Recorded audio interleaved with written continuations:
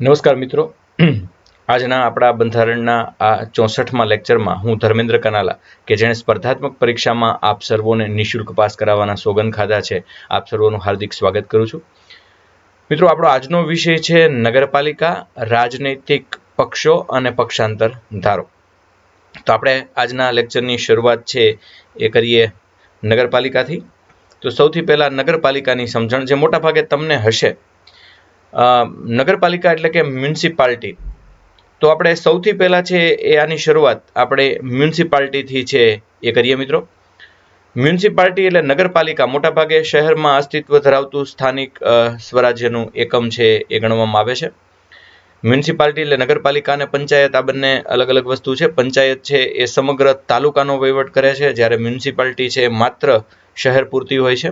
આ વાત તમારા ધ્યાનમાં રહે. નગરપાલિકા એટલે કે મ્યુનિસિપાલિટી, નગરપાલિકાની જોગવાઈ આપણા બંધારણના ભાગ 9A ની અંદર સ્પેશિયલ ઉમેરવામાં આવેલો છે, એટલે જ એ છે 9A. જ્યારે આપણો સુધારો થયો, બંધારણીય સુધારો, નગરપાલિકા અને પંચાયતને એ બંધારણીય દરજ્જો મળ્યો, ત્યારે 9A ભાગ ઉમેરો.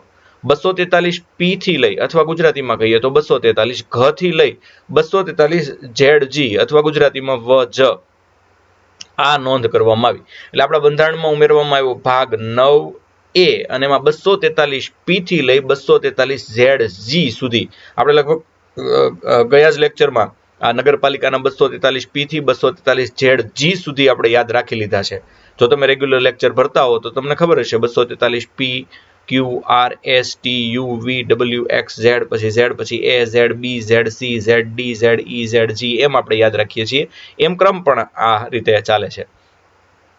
આમ જોવા જઈએ તો મિત્રો, નગરપાલિકાની જોગવાઈ 9A અનુચ્છેદ દ્વારા આપણે 1991 આજુબાજુ છે એ આ ગજગ્રાહ શરૂ થયો. 93-94 સુધીમાં ગજગ્રાહ પૂરો થયો. પણ ભારતમાં શહેરી સ્વરાજનો ઇતિહાસ બહુ જૂનો છે. એટલે કે એ 93-94 કે 91ની વાત નથી. એ તો ઈસવીસન 1687માં ઇન 1687, આમ જોઈએ તો 1687 ની અંદર ભારતમાં પહેલી મહાનગરપાલિકા, પહેલી નગરપાલિકાની સીધી જ મહાનગરપાલિકા હતી, કારણ કે મહાનગરમાં સ્થપાઈ હતી અને એ મદ્રાસમાં છે એ થઈ. ત્યારબાદ 1687 પછી 1726 ની અંદર છે, બહુ ઝાઝા વર્ષ પછી, એટલે કે લગભગ તમે જુઓ ને 40 વર્ષને આળેગાળે. તો એ 40 વર્ષને આળેગાળે ઈસવીસન 1726માં મુંબઈ અને કલકત્તામાં પણ મહાનગરપાલિકાની રચના કરવામાં આવી. અંગ્રેજોના સમયમાં થયેલી મહાનગરપાલિકા હતી 1687 અને 1726 વાળી. એટલે એ સ્થાનિક સ્વરાજ્યનો ઇતિહાસ તો ખરો, પણ એમાં સ્થાનિક સ્વરાજ જેવું બહુ કંઈ એટલા માટે નહોતું કે આ મોટાભાગે અંગ્રેજો કે એ પ્રમાણે ચાલતી હતી. આ સમાંતર સરકાર કરતાંય તે એકીકૃત માળખામાં નીચે દબાયેલી સંસ્થા, દબાયેલી સરકાર એવું છે એ કહી શકાય એવી પરિસ્થિતિ હતી. તો આ નગરપાલિકા જે 243 અંતર્ગત છે એ આવી, એનો ઇતિહાસ આપણે છે તપાસી રહ્યા છીએ. છેવટે 1882 એટલે કે 1882માં, જેનો ફોટો અહીંયા જમણી બાજુ દ્રશ્યમાન છે, એ 1882માં લોર્ડ રિપન દ્વારા પંચાયતી રાજ માટે એક આદેશ પસાર કરવામાં આવ્યો. કેટલા લોકો એને પંચાયતી રાજનો મેગ્ના કાર્ટા કહે છે. અચ્છા, પંચાયતી રાજનો મેગ્ના કાર્ટા એટલે હું? મેગ્ના કાર્ટા તમને બધાને ખબર છે, ઇંગ્લેન્ડમાં રજૂ કરવામાં આવેલો એ મૂળભૂત અધિકારોનો એક જથ્થો. તો આને પંચાયતી રાજનો મેગ્ના કાર્ટા કહેવામાં આવે છે, કારણ કે આનાથી પંચાયતી રાજ છે એ આવ્યું એવું આપણે માનીએ છીએ. જો કે આપણે તો બળવંતરાય મહેતા સમિતિથી પંચાયતી રાજ છે એને અપનાવ્યું એવું વધારે માનીએ છીએ. રિપન તો ઠીક છે, અને ત્યારે એની સગવડ માટે જે કંઈ કર્યું એ પંચાયતી રાજનો પાયો ગણો તો ગણાય. લોર્ડ રિપનને એટલે જ ભારતના સ્થાનિક સ્વરાજ્યના પિતા તરીકે ઓળખવામાં આવે છે. સ્થાનિક સ્વરાજ્યના પિતા એટલા માટે કે એમણે રિપને જે કાયદા કર્યા એમાંથી ઘણા બધા કાયદાઓ છે એ ત્યાર પછી આપણે પણ અપનાવ્યા છે.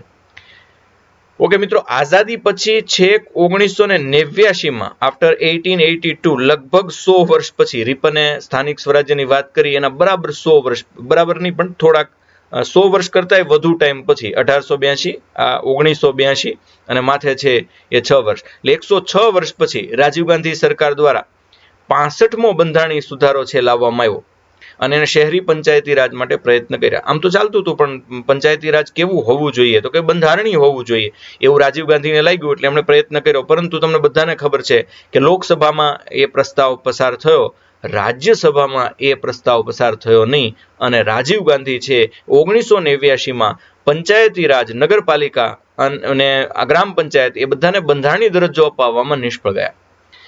છેક પીવી નરસિંહરાવની સરકાર આવી અને એમણે 74મો બંધારણીય સુધારો છે એ કર્યો અને 1 જૂન 1993 થી એટલે કે 74મા સુધારા દ્વારા 93ની અંદર ભારતમાં શહેરી સ્વરાજની સંસ્થાઓ, ગ્રામીણમાં તો ગ્રામ પંચાયતની આપણે ભણી ગયા ગઈકાલે, ગ્રામીણ સ્વરાજ્યની સંસ્થાઓ તમે ગઈકાલે ભણ્યા. આજે આપણે શહેરી સ્વરાજની સંસ્થાઓ એટલે કે નગરપાલિકાને ભણીએ છીએ. તો 1 જૂન 1993 થી ભારતમાં શહેરી સ્વરાજની સંસ્થાઓનો બંધારણીય અમલ શરૂ થયો, જેથી બંધારણમાં ભાગ 9A ઉમેરવામાં છે આવ્યો, જેનું નામ નગરપાલિકા એવું રાખવામાં આવ્યું. તો 74મો સુધારો શહેરી સ્વરાજ્યની સંસ્થાઓ માટે 74મો સુધારો 1 જૂન 1993 થી અમલમાં આવ્યો. બંધારણમાં ભાગ 9A ઉમેરવામાં આવ્યો. રિપન દ્વારા 1882માં પ્રયત્ન, રાજીવ ગાંધી દ્વારા 1989માં પ્રયત્ન. આ ભાગમાં અનુચ્છેદ 243P થી 243ZG ઉમેરવામાં આવ્યા. એ તમારે આપણે વાત થઈ ગઈ. અને એક નવી અનુસૂચિ આવી, 12મી અનુસૂચિ. અચ્છા, 12મી અનુસૂચિમાં હોય હું તો 12મી અનુસૂચિમાં નગરપાલિકાને જે 18 વિષયોની યાદી આપી, ઓલા પણ તમને ખબર છે ગ્રામ પંચાયતની બધાને 29 ને અહીંયા નગરપાલિકાને 18 વિષયોની યાદી આપેલી છે. આ ચૂંટણીઓમાં વિવિધ રાજકીય પક્ષો પોતાના ઉમેદવારને પક્ષના પ્રતિનિધિ તરીકે પક્ષીય ધોરણે ચૂંટણી લડાવી શકે છે. નગરપાલિકાની અંદર પક્ષીય ધોરણે ચૂંટણી લડાય છે ને એટલે નગરપાલિકાને પક્ષાંતર ધારો લાગુ પડે છે. નગરપાલિકાનું બંધારણ આમ જોઈએ તો 3 પ્રકારનું છે. જો આ પંચાયતને સાઈડમાં મૂકી દેજો, આ આપણે હવે નગરપાલિકાઓની વાત કરીએ છીએ. પાલિકા એટલે જે તે શહેર પૂરતી સીમિત. તો નગર પંચાયત, એક તો પહેલા જોઈએ નગર પંચાયત. નગર પંચાયત એટલે નોટિફાઈડ એરિયા કાઉન્સિલ કહેવાય. બીજું નગરપાલિકા પરિષદ, જેને મ્યુનિસિપલ કાઉન્સિલ કહેવાય. અને ત્રીજી છે મહાનગરપાલિકા, જેને મ્યુનિસિપલ કોર્પોરેશન છે એ કહેવાય. તો ક્યાંક નગર પંચાયત હોય, ક્યાંક નગરપાલિકા પરિષદ હોય અને ક્યાંક છે મહાનગરપાલિકા હોય. આ 3 પ્રકારનું એનું સ્ટ્રક્ચર છે. પેલા જોઈએ નગર પંચાયત. અહીંયા ગોરેગાંવ નગર પંચાયતનો લોગો બહુ સરસ રીતે દ્રશ્યમાન થઈ રહ્યો છે. નોટિફાઈડ એરિયા કાઉન્સિલ આ શું છે? તો કે આમ જોવા જોઈએ તો જે વસાહતો ગ્રામ વસાહતોમાંથી શહેર વસાહતોમાં પરિવર્તિત થતી હોય, અથવા ન શહેર કે ન ગામડું એવા સંક્રાંતિ કાળમાં હોય, જેને તમે ગામડું ન કહી શકો અને શહેરે ન કહી શકો, એવા નગરમાં આવી નગર પંચાયત એટલે નોટિફાઈડ એરિયા કાઉન્સિલ હોય છે. આમ તો 11,000 થી 25,000ની વસ્તી હોય એટલે તમારે એમ સમજવાનું કે ત્યાં નગર પંચાયત હોય છે.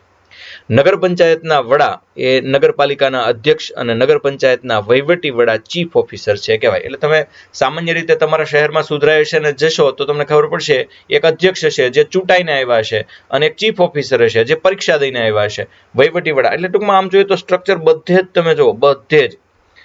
એટલે કે ગામડામાં તમે જોયું તો સરપંચ ને તલાટી હતા, એવી જ રીતે તાલુકા પંચાયતમાં જોયું તો પ્રમુખ અને ટીડીઓ ડીડીઓ એ બધા હતા. અહીંયા નગર પંચાયતની અંદર એ સ્થાન ચીફ ઓફિસરનું છે અને પેલા ચૂંટાયેલું સ્થાન છે એ નગરપાલિકાના અધ્યક્ષનું છે. નગરપાલિકાના અધ્યક્ષને છે એ લોકો પ્રત્યક્ષ રીતે છે એ સીધા, પ્રત્યક્ષ રીતે મતલબ એની ચૂંટણી પ્રત્યક્ષ રીતે થાય, અધ્યક્ષની નહીં, નગરપાલિકાના સભ્યોની. પછી એમાંથી કોઈ એકને અધ્યક્ષ ચૂંટી કાઢવામાં છે એ આવે છે. નગર પંચાયતના વહીવટી વડા છે એ ચીફ ઓફિસર હોય છે, જેમની નિમણૂક છે એ થઈ હોય છે. ઓકે, ચાલો હવે જોઈએ નગરપાલિકા પરિષદ. નાના શહેરમાં નગરપાલિકા પરિષદની જોગવાઈ કરવામાં આવી છે. સામાન્ય રીતે 25,000 થી લાખની વસ્તી હોય તો એ વિસ્તારમાં નગરપાલિકા પરિષદ હોય છે. ગુજરાતમાં આવી 169 નગરપાલિકાઓ છે એ અલગ અલગ આવેલી છે. કદાચ આંકડામાં હવે ફરક પણ આવ્યો હોય, કંઈ મારી ભૂલ હોય તો ચોક્કસપણે સુધારજો, પણ મને ખ્યાલ છે ત્યાં સુધી 169. આ મરગાંવ મ્યુનિસિપલ કાઉન્સિલ છે એ આમ તો મરગાંવ બોલાય છે, મરગાંવ મ્યુનિસિપલ કાઉન્સિલ છે એનું બિલ્ડિંગ છે. અને ત્યારબાદ મહાનગરપાલિકા, અહીંયા 3 મહાનગરપાલિકાના તમને બહુ જબરજસ્ત બિલ્ડિંગ, એક જૂનામાં જૂનું બિલ્ડિંગ અને 2 અત્યાધુનિક બિલ્ડિંગ એ દ્રશ્યમાન થઈ રહ્યા છે. ઓકે, તો સામાન્ય રીતે મોટા શહેરોમાં મહાનગરપાલિકા હોય. વસ્તી એક શું જોવાનું, પહેલા વસ્તી, પછી બીજું વસ્તી ગીચતા. વસ્તીને વસ્તી ગીચતામાં શું ફેર? એટલે કે અમુક ચોરસ કિલોમીટર એરિયામાં કેટલા માણસો રહે છે એની નોંધ વસ્તી ગીચતા કહેવાય. શહેરની આવક, ઉદ્યોગ અને આર્થિક મહત્વ ધરાવતા શહેર કે જેને સરકાર મહાનગરપાલિકા તરીકે જાહેર કરે ત્યાં મહાનગરપાલિકા રચવામાં આવે છે. આમ તો 10 લાખ જેથી વધુ વસ્તી હોય ત્યાં મહાનગરપાલિકા, વસ્તી ખાલી એક ધોરણ નથી પણ 10 લાખની વસ્તી હોય ત્યાં મહાનગરપાલિકા છે રચાય. એ ફરીવાર કહું કે વસ્તી માત્ર એક ધોરણ નથી, વસ્તી ગીતતા શહેરની આવક, ઉદ્યોગ ને આર્થિક મહત્વ પણ ધ્યાને લેવાય છે. મહાનગરપાલિકાના વડા કોણ? તો કે મહાનગરપાલિકાના વડા મેયર. એને કઈ રીતે એને ચૂંટવામાં આવે? મેયરની ચૂંટણી દર 2.5 વર્ષે યોજવામાં આવે. હજી પાછા વહીવટી વડા છે ને તલાટીની જેમ. હા, અહીંયા વહીવટી વડા છે, મ્યુનિસિપલ કમિશનર છે એ વહીવટી વડા, જે પોતે પરીક્ષા પાસ કરીને આવ્યા હોય છે. જ્યારે મેયર છે એને લોકો દ્વારા ચૂંટવામાં આવે છે. અહીંયા પણ તમને બે સરસ મજાની મહાનગરપાલિકા મ્યુનિસિપલ કોર્પોરેશનના દર્શન થઈ રહ્યા છે. અત્યાધુનિક બિલ્ડિંગ, એક આપણું દેશનું છે જ્યારે બીજું એક બિલ્ડિંગ વિદેશી છે. અત્યારે ગુજરાતમાં 8 મહાનગરપાલિકા છે. 1 અમદાવાદ, 2 રાજકોટ, 3 સુરત, 4 વડોદરા, 5 જામનગર, 6 ભાવનગર, 7 જુનાગઢ અને 8 ગાંધીનગર. તો આ રીતે તમારે સૂત્ર છે અરાસુ વજાભા જુગા અથવા જુગાર. અરાસુ વજાભા જુગાર. અરાસુ, બરાબર. તો આ રીતે યાદ રાખશું. અરાસુ એટલે અમદાવાદ, રાજકોટ, સુરત. વજાભા એટલે વડોદરા, જામનગર, ભાવનગર. અને જુગાર એટલે જુનાગઢ, ગાંધીનગર. ઓકે, અહીંયા પણ ગ્રામ પંચાયતની ચૂંટણીની જેમ જ નગરપાલિકા વિસ્તારમાં આવેલા મતદાર યાદીમાં નામ હોય તેવા મતદાતા દ્વારા ચૂંટણી થાય છે. નગરપાલિકાની મુદ્દત 5 વર્ષની હોય છે, પણ એ પહેલા પણ વિસર્જન કરી શકાય. આ બધાને લાગુ પડે છે. બધા અત્યાર સુધી બોલ્યો બધાને 5 વર્ષની મુદ્દત હોય પણ પહેલા વિસર્જન કરી શકાય. પણ વિસર્જન થાય તો 6 મહિનામાં ચૂંટણી કરાવવી ફરજિયાત છે. નગરપાલિકાઓની ચૂંટણીઓ છે એ રાજ્ય ચૂંટણી પંચ કરાવે છે. સ્થાનિક સ્વરાજ્યની તમામ ચૂંટણીઓ છે એ રાજ્ય ચૂંટણી પંચ કરાવે. એટલે અત્યારે કાલથી ભણવાનું જે શરૂ કર્યું ને એ બધું જ રાજ્ય ચૂંટણી પંચના હવાલે હોય. નગરપાલિકા બંધારણની અનુસૂચિ 12માં આવેલા 18 વિષયો માટે કામ કરે છે. આ નગરપાલિકા જ્યારથી ઉમેરાણું, એટલે કે બંધારણમાં 9A ઉમેરાણું 243P થી 243ZG, ત્યારથી 18 વિષયો માટે અનુસૂચિ 12 મુજબ એ નગરપાલિકા છે એ કામ કરે છે. નગરપાલિકાની મુખ્ય 2 સમિતિ હોય. એક તો જિલ્લા આયોજન સમિતિ, કમિટી ફોર ડિસ્ટ્રિક્ટ પ્લાનિંગ, અને બીજી મહાનગર આયોજન સમિતિ એટલે કમિટી ફોર મેટ્રોપોલિટન પ્લાનિંગ. આ બે એની હંમેશા સમિતિ હોય. જિલ્લા આયોજન સમિતિ જે સમગ્ર જિલ્લાનું આયોજન કરે, જ્યારે મહાનગર આયોજન સમિતિ એ ચોક્કસ એક નગરને છે એ ધ્યાનમાં રાખી અને એનું આયોજન કરે. આ પણ એક મ્યુનિસિપલ કોર્પોરેશન છે. તો અદ્ભુત બિલ્ડિંગો કેટલાક મ્યુનિસિપલ કોર્પોરેશનના છે. તો આ હતી નગરપાલિકાની તમામ વાત, જે મેં તમારી સાથે બિલકુલ વિગતવાર છે એ કરી. હવે પછીનો આપણો બીજો મુદ્દો આજનો છે રાજનૈતિક પક્ષો એટલે કે પોલિટિકલ પાર્ટીઝ. ભારતના મૂળ બંધારણમાં રાજકીય પક્ષોનો ક્યાંય ઉલ્લેખ જ કરવામાં આવેલો નહોતો. સારું હતું, ઉલ્લેખ નહોતો કરવામાં આવેલો. હવે ઉલ્લેખ થયો પછી બહુ ઉપાધિ થઈ. 1985ના 52માં બંધારણીય સુધારા દ્વારા, આ 85 થી આપણી છે એ 84 બેહી ગઈ છે. તો આ 85ના 52માં બંધારણીય સુધારા દ્વારા રાજકીય પક્ષોને બંધારણમાં સ્થાન આપવામાં આવ્યું. એટલે હવે આ રાજકીય પક્ષો બંધારણીય છે. રાજનૈતિક પક્ષ એ બંધારણીય જોગવાઈ અનુસાર દેશને આગળ વધારવા માટે સરખી વિચારધારા ધરાવનાર લોકોનો સંગઠિત સમૂહ છે. સરખી વિચારધારા, સંગઠિત સમૂહ અને દેશને આગળ વધારવા. કેટલી વિસંગતતા છે કે આજે તકલીફ એ છે કે કેટલાક રાજનૈતિક પક્ષો દેશને આગળ વધારવા કરતા પોતાના રાજ્ય, પોતાની જ્ઞાતિ અને જે તે વિસ્તારને આગળ વધારવા માટેની પછી સરખી વિચારધારાની અલગ અલગ વિચારધારાવાળા લોકોનો ભેગો થયેલો શંભુ મેળો છે. આવી વ્યાખ્યા કરું તો ગમે નહીં, પણ તમે જુઓ કે કેટલાય પક્ષના કેટલા ફાડિયા પડી ગયા. ઇવન કોંગ્રેસના પણ. તો કોઈ પણ પક્ષ, કોંગ્રેસ તો એક ઉદાહરણ હતું, કોઈ પણ પક્ષના કેટલા ફાડિયા છે એ પડ્યા. જનતા દળના પણ ફાડિયા પડ્યા. એવી જ રીતે CPIના પણ છે ફાડિયા પડ્યા. અકાલી દળના પણ ફાડિયા પડ્યા. તો આ બધા જ પક્ષો છે એ બધા હવે સરખી વિચારધારાવાળા કેમ કહેવા? જે પછી ફાડ્યું હોય એ સરખી વિચારધારાનું હોય, જે પછીથી મોટું થાય અથવા લુપ્ત થઈ જાય. પણ ખેર, દેશને આગળ વધારવા માટે સરખી વિચારધારા, આ શબ્દ બહુ મહત્વનો છે અને એ રાજકીય પક્ષોએ ધ્યાનમાં લેવો પડશે આગળ જતા. નહીં તો આજે જે પરિસ્થિતિ આવી છે કે લગભગ પ્રાદેશિક પક્ષો ભારતમાં નામ શેષ થવાની તૈયારી છે. અને તમે જોશો within 10 or 15 years they will be elapsed. એ લોકો છે ચોક્કસપણે લુપ્ત થશે. આધુનિક પ્રજાસત્તાક રાજ્યોમાં 4 પ્રકારના રાજનૈતિક પક્ષો હોય છે મોટા ભાગે. I'm talking about the world, I'm not talking about India. Sure. તો આધુનિક પ્રજાસત્તાક રાજ્યોમાં તો હવે મોટા ભાગના રિપબ્લિક કન્ટ્રીઝ એ 4 types, 4 પ્રકારના રાજનૈતિક પક્ષો ધરાવે છે, પોલિટિકલ પાર્ટીઝ ધરાવે છે. ચારે ચારની વિસ્તૃત ચર્ચા આપણે છે બહુ શાંતિથી છે કરીએ. એક તો પ્રતિક્રિયાવાદી રાજનીતિક પક્ષ હોય. પ્રતિક્રિયાવાદી. અચ્છા, પ્રતિક્રિયાવાદી રાજનીતિક પક્ષ એટલે શું? એ કઈ વિચારધારામાં માનતો હોય? તો જે બહુ જૂની સામાજિક, આર્થિક અને રાજનીતિક સંસ્થાથી જોડાયેલો હોય, વર્ષોથી કોઈ એક સામાજિક સંસ્થા કે કોઈ એક આર્થિક સંસ્થા કે રાજનીતિક સંસ્થા સાથે વર્ષોથી જોડાયેલો હોય એટલે એને પ્રતિક્રિયાવાદી કહેવાય. એક રૂઢિવાદી હોય, જોડાયેલો હોય કે ન હોય પણ જૂના રીત રિવાજમાં બહુ વિશ્વાસ રાખતો હોય, એને રૂઢિવાદી રાજનૈતિક પક્ષ કહેવાય. એક ઉદારવાદી હોય, એ ઉદારવાદીનું લક્ષ્ય હોય વર્તમાનમાં જે વ્યવસ્થા હોય ને એમાં સુધારો કરવાનો, એનો ઉદારવાદી પક્ષ કહેવાય. તમે કે સાહેબ ઉદાહરણ આપો ને, હમણાં ઉદાહરણ આપીશ એટલે વધારે ખ્યાલ આવશે. એક સુધારાવાદી રાજનૈતિક પક્ષ હોય. ઉદારવાદીમાં સુધારાવાદીમાં શું ફેર? ઉદારવાદી છે એ હાલની વર્તમાન વ્યવસ્થામાં સુધારો કરે, જ્યારે સુધારાવાદી તો હાલની વર્તમાન વ્યવસ્થાને હટાવી દેવામાં માને અને એની જગ્યાએ નવી વ્યવસ્થા સ્થાપિત કરવાનું કહે. ચારેયમાં ફરક શું છે જોઈ લી. પહેલો છે પ્રતિક્રિયાવાદી, એ જૂની સંસ્થા સાથે જોડાયેલો છે, જ્યારે બીજો છે એ જૂની સંસ્થા સાથે જોડાયેલો હોય કે ન હોય, જૂના રીત રિવાજમાં માને છે. ત્રીજો છે એ વર્તમાન રીત રિવાજ છે એમાં ફેરફાર કરવાનું કહે છે, જ્યારે ચોથો છે એ વર્તમાન વ્યવસ્થાને હટાવીને સાવ નવી ભવિષ્ય માટેની વ્યવસ્થા સ્થાપિત કરવાનું કહે છે. That is the difference. ચાર બહુ મસ્ત રીતે સમજાઈ જ ગયા છે. હવે આગળ જોઈએ. હવે રાજનૈતિક પક્ષોનું તેના વિચારધારાના આધારે આ વર્ગીકરણ આપણે કર્યું છે. એના આધારે રાજનૈતિક વૈજ્ઞાનિકોએ કેટલાકને સુધારાવાદી કહ્યા અને પાછું એના ભાગ પણ પાડ્યા. સુધારાવાદી રાજનૈતિક પક્ષો, સુધારાવાદી એટલે ચોથા જે છે એને ડાબી બાજુ મૂક્યા. ઉદારવાદી રાજનૈતિક પક્ષો છે એને છે એ વચ્ચે મૂક્યા અને પ્રતિક્રિયાવાદી ને રૂઢિવાદી છે એને જમણી બાજુ રાખ્યા. આના પરથી છે એ ડાબેરીઓ, કેન્દ્રીય પક્ષો અને જમણેરીઓ, આવા છે જમણેરીઓ એટલે દક્ષિણપંથી છે એ કહેવાયા. તો ડાબેરી, કેન્દ્રીય પક્ષી અને દક્ષિણપંથી આવા શબ્દો. વામપંથી કયો છો એ પાછા ડાબેરીઓ. તો ડાબેરીઓ, કેન્દ્રીય પક્ષો તથા દક્ષિણપંથી આવા પક્ષો કહેવામાં આવે.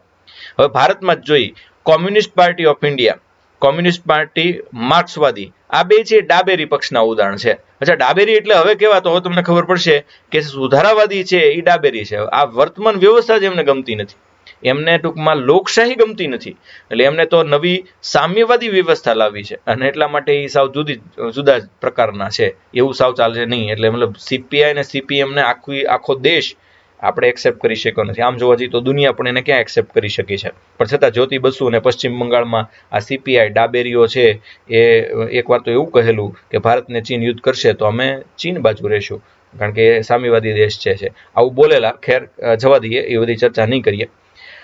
અચ્છા, હવે સીપીઆઈ, સીપીએમ ડાબેરી અને સુધારાવાદી રાજનૈતિક પક્ષ. ચાલો, ઓકે. કોંગ્રેસ છે એ કેન્દ્રીય પક્ષ છે.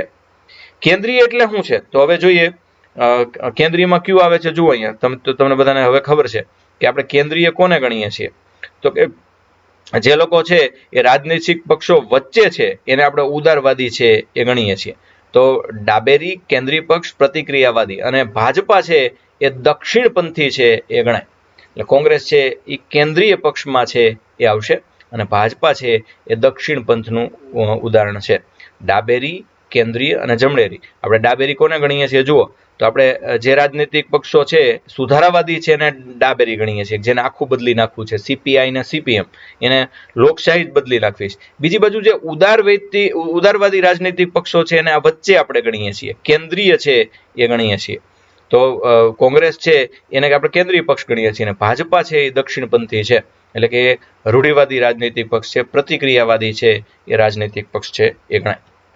ઓકે, વિશ્વમાં 3 પ્રકારની પક્ષી વ્યવસ્થા છે. ઉદાહરણ માટે આપણે લઈએ. દાખલા તરીકે ચાલો, એક તો એક પક્ષી વ્યવસ્થા, જેમાં એક જ પક્ષ હોય ને બીજો કોઈ પક્ષ જ ન હોય, સત્તાધારી પક્ષ હોય ને વિરોધ પક્ષની કોઈ વ્યવસ્થા જ હોતી નથી. જેમ કે પૂર્વના ડાબેરી રાષ્ટ્રો, એક સમયે રશિયામાં આ પ્રકારની વ્યવસ્થા હતી, અથવા અન્ય પૂર્વીય યુરોપિયન રાષ્ટ્રોમાં પણ આ પ્રકારની વ્યવસ્થા હતી, ચાઇનામાં પણ આ પ્રકારની વ્યવસ્થા હતી. ત્યારબાદ દ્વિપક્ષી વ્યવસ્થા, જેમાં 2 પક્ષ હોય, ઇંગ્લેન્ડ ને અમેરિકા. ત્યારબાદ બહુપક્ષી વ્યવસ્થામાં ઘણા બધા પક્ષો હોય અને ક્યારેક તો બધા સાથે મળીને સરકાર ચલાવે, ફ્રાન્સ, સ્વિટ્ઝરલેન્ડ, ઇવન ઇન્ડિયા. તો આપણે બહુપક્ષીય જ છીએ. પણ આપણે જો કે બહુપક્ષીયમાં 2 પક્ષીય હવે બન્યા છે, દ્વિપક્ષીય. એટલે આપણે બહુ પાછું એમાંય વિશિષ્ટ કર્યું છે. જો કે ભારતની વ્યવસ્થા જોઈએ, પોલિટિકલ સ્ટ્રક્ચર ઇન ઇન્ડિયા, તો ભારતમાં બહુપક્ષીય વ્યવસ્થા એટલે મલ્ટી પાર્ટી સિસ્ટમ છે. ઓલું બધું ભૂલી જાય, એક પક્ષીય વ્યવસ્થા તો ક્યાંય લગભગ નથી. ચાઇનામાં પણ વ્યવસ્થિત એક પક્ષીય વ્યવસ્થા નથી.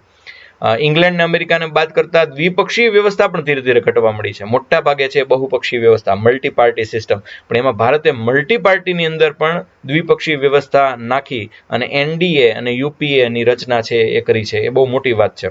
એટલે ભારત દેશનું રાજકારણ છે એ તમે જોવા જાઓ મિત્રો તો બહુ સરસ રીતે એ ઘડાયેલું છે અને આપણા કેટલાક નીતિ નિયમો અદ્ભુત છે. એની ચર્ચા આપણે વિગતે કરશું અથવા કરી ચૂક્યા છીએ. શું કામ બહુપક્ષીય વ્યવસ્થા? એક જ પક્ષ રાખો તો એક પક્ષ રાખો તો કેટલીક જ્ઞાતિ, કેટલીક જાતિ, કેટલાક લોકો, કેટલાક સંપ્રદાય આને ક્યારેય છે એ પ્રતિનિધિત્વ મળે નહીં. ભારતમાં બહુપક્ષીય વ્યવસ્થા અને એમાંય પછી આ દ્વિપક્ષીય વ્યવસ્થા એ ઉત્તમમાં ઉત્તમ રીત છે. આપણા દેશનો વિશાળ આકાર જુઓ, સમાજની વિભિન્નતા જુઓ, સાર્વભૌમિક વયસ્ક મતાધિકારનો સ્વીકાર, વિલક્ષણ રાજનૈતિક પ્રક્રિયા અને બીજા અન્ય ઘણા કારણોથી ઘણા બધા પ્રકારના રાજનૈતિક પક્ષોની સ્થાપના થઈ. દુનિયામાં સૌથી વધુ રાજનૈતિક પક્ષો ધરાવતો દેશ એટલે ભારત. આ સિવાય ભારતમાં બધા જ પ્રકારના પાછા રાજનૈતિક પક્ષો છે. જો ભારતમાં ડાબેરી પક્ષો છે, ભારતમાં કેન્દ્રીય પક્ષો છે, ભારતમાં દક્ષિણપંથી પક્ષો છે, ભારતમાં સાંપ્રદાયિક પક્ષો છે અને ભારતમાં બિનસાંપ્રદાયિક પક્ષો છે. આના કારણે ઘણીવાર તમે જો ત્રિશંકુ સંસદ આવે. ત્રિશંકુ એટલે તો કે એક કરતા વધુ પાર્ટી મળીને છે એ ત્રિશંકુ સંસદ બનાવે, ત્રિશંકુ વિધાનસભા આવે. ગઠબંધન વાળી સરકાર તો વચ્ચે સામાન્ય બાબત થઈ ગઈ હતી. અત્યારની સરકારે તમે એમ માનો છો ભાજપા સરકાર છે કે એની પહેલા મનમોહનસિંહની કોંગ્રેસ સરકાર છે એવું જો માનતા હો તો એ બિલકુલ સાચી વાત નથી. એ પણ ગઠબંધન સરકાર જ હતી. અલબત્ત ગઠબંધનની જરૂરિયાત નહોતી એમ તમે કહો તો કદાચ માની લઈએ, પણ ગઠબંધન સરકાર હતી એ વાત નકારી શકાતી નથી. તો ગઠબંધન એ આખી અલગ વસ્તુ છે. ત્રિશંકુ એટલે કે કોઈને તે કંઈ જનાદેશ જ બરાબર ન મળે આવી પણ પરિસ્થિતિ છે એ ભારતમાં ઘણા રાજ્યોમાં, ઘણીવાર કેન્દ્રમાં બની છે. તો આ બહુપક્ષી વ્યવસ્થા ક્યારેક ક્યારેક છે એ ક્યાંક અડચણરૂપ પણ બને. એકપક્ષી વ્યવસ્થા, સિંગલ પાર્ટી સિસ્ટમ. ભારતમાં બહુપક્ષીય વ્યવસ્થા હોવા છતાં પણ ઘણા લાંબા સમય સુધી એ કોંગ્રેસનું શાસન રહ્યું. આથી જાણીતા રાજનૈતિક વિશ્લેષક રજની કોઠારીએ ભારતમાં એકપક્ષીય વ્યવસ્થાને એક પક્ષના શાસનની વ્યવસ્થા અથવા કોંગ્રેસ વ્યવસ્થા કહી છે. એક પક્ષી વ્યવસ્થાને એક પક્ષના શાસનની વ્યવસ્થા અથવા કોંગ્રેસ વ્યવસ્થા પણ કીધી, કારણ કે ભારતમાં ઘણા સમય સુધી એ કોંગ્રેસ છે એ શાસનમાં રહ્યું. કોંગ્રેસના પ્રભાવપૂર્ણ શાસનમાં વર્ષ 1967 થી પ્રાદેશિક પક્ષ તથા અન્ય રાજકીય પક્ષો જેવા કે જનતા પાર્ટી 77માં, જનતા દળ 89માં, ભાજપા જેને કહીએ છીએ બીજેપી 1991માં, આવી વિરોધી પાર્ટીઓની સ્થાપના અને વિકાસને કારણે ઉણપ આવી છે. તમે જુઓ કે ભાઈ કોંગ્રેસમાં હવે ઉણપ આવી છે. કોંગ્રેસના પ્રભાવપૂર્ણ શાસન હવે રહ્યું નથી, કારણ કે એની સામે જબરજસ્ત આ બધી વિરોધી પાર્ટી અત્યારે અસ્તિત્વમાં છે, પ્રાદેશિક પક્ષો અસ્તિત્વમાં છે. સપ્ટેમ્બર 2017ની સ્થિતિએ જોઈએ તો લગભગ એ પછી બહુ જાજો ફરક નથી થયો. દેશભરમાં 7 રાષ્ટ્રીય પક્ષો, 48 રાજ્ય સ્તરના પક્ષો અને 1706 એ નોંધાયેલા ગેરમાન્યતા પ્રાપ્ત પક્ષો. આમ કુલ પક્ષોની સંખ્યા 1761 પ્રકારના પક્ષો. પક્ષીનું રાજકારણ એમ કહીએ ને તો એટલે કેટલા પક્ષીઓ છે, આમાં 2-4 ઉડી જાય તો સારું. સ્પષ્ટ વિચારધારાનો અભાવ. હવે લેક ઓફ ક્લિયર આઈડિયોલોજી. કેમ એટલા બધા પક્ષ થાય? તો 1761 જે પક્ષ થયા છે ને મિત્રો, એ કઈ મૂળ પક્ષ નથી. એ તો થોડીક વિચારધારામાં ફેરફાર થાય અને જુદા પડે એવા ટુકડાઓ છે. Lack off clear ideology. આમ તો ભાજપા અને સામ્યવાદી આ બે પક્ષોને છોડી દઈએ, સામ્યવાદીમાં સીપીઆઈ, સીપીએમ, તો બીજા કોઈ પણ પક્ષની કોઈ સ્પષ્ટ વિચારધારા નથી. આવું જો ભાઈ હું નથી કહેતો, આ તો બંધારણમાં કહેવાયું છે અને આ બંધારણના પેલા રાજનીતિજ્ઞો કહે છે ભાઈ, અને હું નથી કહેતો. એટલે ક્યાંય પાછા કોંગ્રેસ વાળા છે મારા પર તૂટી નહીં પડતા. બંધારણ એવું માને છે કે કોઈ સ્પષ્ટ વિચારધારા નથી. કેમ? તો એટલા માટે કે એના ભાગ પડ્યા છે. સ્પષ્ટ વિચારધારા નથી એમ કેમ કહું છું કોંગ્રેસનું? તો કોંગ્રેસના કેટલા ભાગ પડ્યા તમે જુઓ. ભાજપાના કેટલા ભાગ પડ્યા? ભાજપાનો ક્યારેય કોઈ ભાગ પડ્યો નથી. સામ્યવાદી પક્ષના કેટલા ભાગ પડ્યા? સામ્યવાદી પક્ષનો કોઈ ભાગ પડ્યો નથી. બાકી બીજા બધા જ પક્ષો એકબીજાને મળતી વિચારધારા રાખે છે. એમની નીતિઓ અને કાર્યક્રમોમાં ઘણી બધી બાબતે સમાનતા છે તો ઘણી બધી બાબતે વિભિન્નતા છે. લગભગ બધા જ પક્ષો લોકતંત્રમાં માને છે, એટલે લોકશાહીમાં માનવા વાળા પક્ષો કેટલા? તો કે સામ્યવાદી પક્ષને છોડી દો તો બધા. ધર્મનિરપેક્ષમાં માનતા પક્ષ કેટલા? લગભગ બધા, એમાંય 4-5 પક્ષ, પ્રાદેશિક પક્ષને બાદ કરી દો તો. સમાજવાદની તરફેણ કરનારા તો એ તો 100%, લગભગ કોઈ બાકાત નહીં.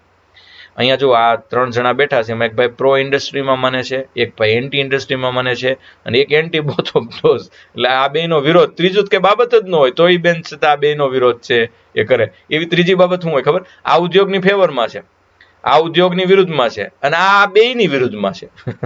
એટલે ઉદ્યોગની ફેવરમાં કે ઉદ્યોગની વિરુદ્ધમાં એમ નહીં, આ બેયની વિરુદ્ધમાં. તો આ તકલીફ, સ્પષ્ટ વિચારધારાનો અભાવ. બીજું, એક વ્યક્તિત્વનો મહિમા, આપણા દેશને ખૂબ હાનિ પહોંચાડતું રાજકારણ. એટલે કે ભાજપ એટલે કઈ નરેન્દ્ર મોદી એવું માનવાને કોઈ કારણ છે જ નહીં, એવું માનવાનું જ ન હોય. કોંગ્રેસ એટલે માત્ર ને માત્ર ગાંધી પરિવાર એવું માનવાથી કોંગ્રેસને કેટલું નુકસાન થયું છે એ આપ જાણો છો. એક સમયે આ દ્રશ્યમાન થાય છે બેન, જેનું નામ લેવાનું પણ હું પસંદ નથી કરતો, એ તામિલનાડુના સર્વા કહેવાતા. તામિલનાડુમાં એમના મંદિર છે, પણ એમની પાસે કબાટમાં એટલી બધી સાડીઓ હતી કે એમને એ ચૂઝ કરવામાં ક્યારેક કલાક લાગી જતી. ભારતમાં સૌથી મોટું સેન્ડલ, જોડા, બૂટનું કલેક્શન આ બેન ધરાવતા હતા. મારે વિશેષ કંઈ કહેવું નથી, કારણ કે કેટલાક લોકો એને અમ્મા કહે છે, પણ આ અમ્માએ જેટલું તામિલનાડુનું સારું કર્યું છે એટલું જ દેશનું ખરાબ કર્યું છે. અટલ બિહારી વાજપેયીની સરકારને ટેકો ખેંચી અને પાડી નાખનાર અમ્માને અમ્મા કેમ કહેવા? એને હું તો ઉઈમાં કહીશ. ટૂંકમાં કોઈ ફરીવાર કહીશ કે મારો હેતુ, હું જયલલિતાને નથી માનતો એવું નથી, પણ જયલલિતાએ જે કામ કર્યું, વ્યક્તિ મહત્વની નથી, વ્યક્તિ કામ શું કરે છે એ બધું મહત્વનું છે. અને એટલા માટે પર્સનાલિટી કલ્ટનો જે ભારતમાં રિવાજ છે એ હવે રાજકારણમાંથી કાઢવો જોઈએ. મોટા ભાગના પક્ષોનું સંગઠન એક શ્રેષ્ઠ વ્યક્તિની ચારે બાજુ ફેલાયેલું હોય. એક જ વ્યક્તિ થોડો પક્ષમાં હોય છે, પક્ષની વિચારધારા બધા સાથે મળીને બનતી હોય. મોટા ભાગે ભારતમાં એ તકલીફ છે કે વ્યક્તિ પૂજા શરૂ થઈ જાય, જે પક્ષ તથા તેની વિચારધારા પણ વધારે મહત્વપૂર્ણ બની જાય છે, અને પછી ધીરે ધીરે વ્યક્તિની વિચારધારા પક્ષની વિચારધારા બનવા મળે. એવું અત્યારે છે એ ભાજપમાં પણ થઈ રહ્યું છે. એવું કોંગ્રેસમાં નથી થતું, કારણ કે કોંગ્રેસમાં વ્યક્તિગત વિચારધારા વાળા નેતા નથી, એટલા માટે. તો પક્ષ પોતાના ઘોષણાપત્રને બદલે પોતાના નેતાથી ઓળખાવા મળે, ને એનાથી વધારે બદનસીબી બીજી એકેય ન કહેવાય. એક સમયે તમે જુઓ કે કોંગ્રેસ છે એ જવાહરલાલ નહેરુ, ને જવાહરલાલ નહેરુ એ કોંગ્રેસ, અને એટલે જ જવાહરલાલ નહેરુ આટલી બધી લોકપ્રિયતા પછી બહુ મોટી ભૂલ છે એ ન્યાયતંત્ર સાથે અને સંસદ સાથે કરી બેઠા. ઘણી બધી ભૂલો છે થઈ, ઘણું બધું સારું પણ થયું.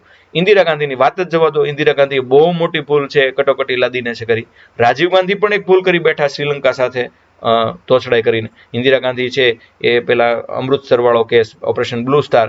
તો આ બધા જ નેતાઓ છે એને એટલું બધું છે લોકોએ માન આપી દીધું કે એના કારણે છે એ કોંગ્રેસ પક્ષ એમનાથી ઓળખાવા માંડ્યો, આ ત્રણથી. એવી જ રીતે તમિલનાડુમાં AIADMK, જેમાં MG રામચંદ્રન, હમણાં એનો ફોટો આવશે, અથવા આંધ્રપ્રદેશમાં તેલુગુ પાર્ટીએ એનટી રામારાવ દ્વારા પોતાની ઓળખાણ પ્રાપ્ત કરી. એનટી રામારાવ એટલે તેલુગુ પાર્ટી, તેલુગુ દેશમ જેને કહીએ છીએ, અને MG રામચંદ્રન એટલે AIADMK. આમ ઘણી રાજનૈતિક પાર્ટી પોતાના પક્ષના નામમાં જ પોતાના નેતાનો ઉપયોગ કરે છે.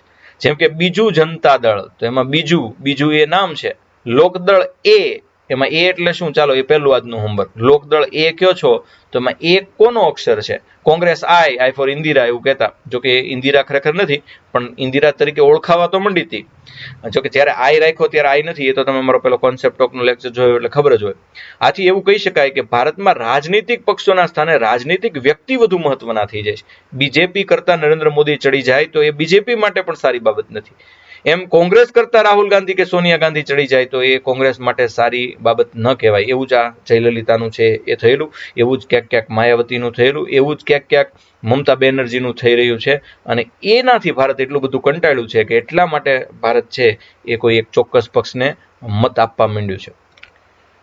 બીજું, વ્યક્તિ આધારિત, પછી એક બેઝડ ઓન ટ્રેડિશનલ ફેક્ટર્સ, પરંપરા આધારિત. તમે જો પશ્ચિમના દેશોમાં રાજનૈતિક પક્ષો સામાજિક, આર્થિક અને રાજનૈતિક કાર્યક્રમના આધાર પર બને છે.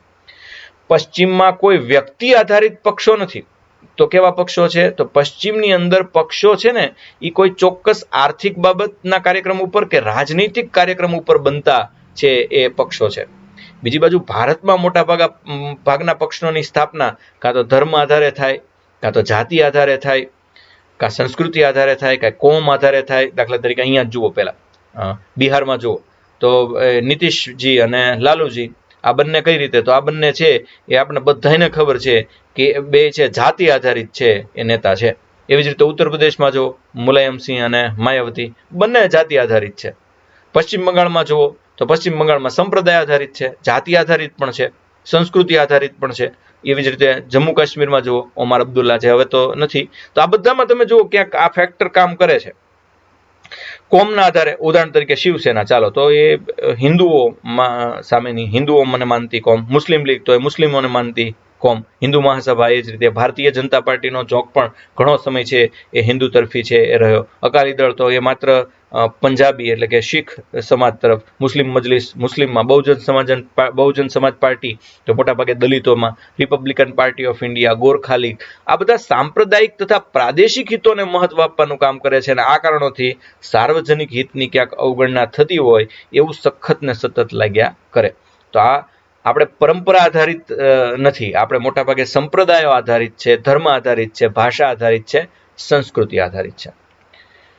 પ્રાદેશિક પક્ષોનો ઉદ્ભવ, ઇમર્જન્સ ઓફ રિજિયોનલ પાર્ટીઝ.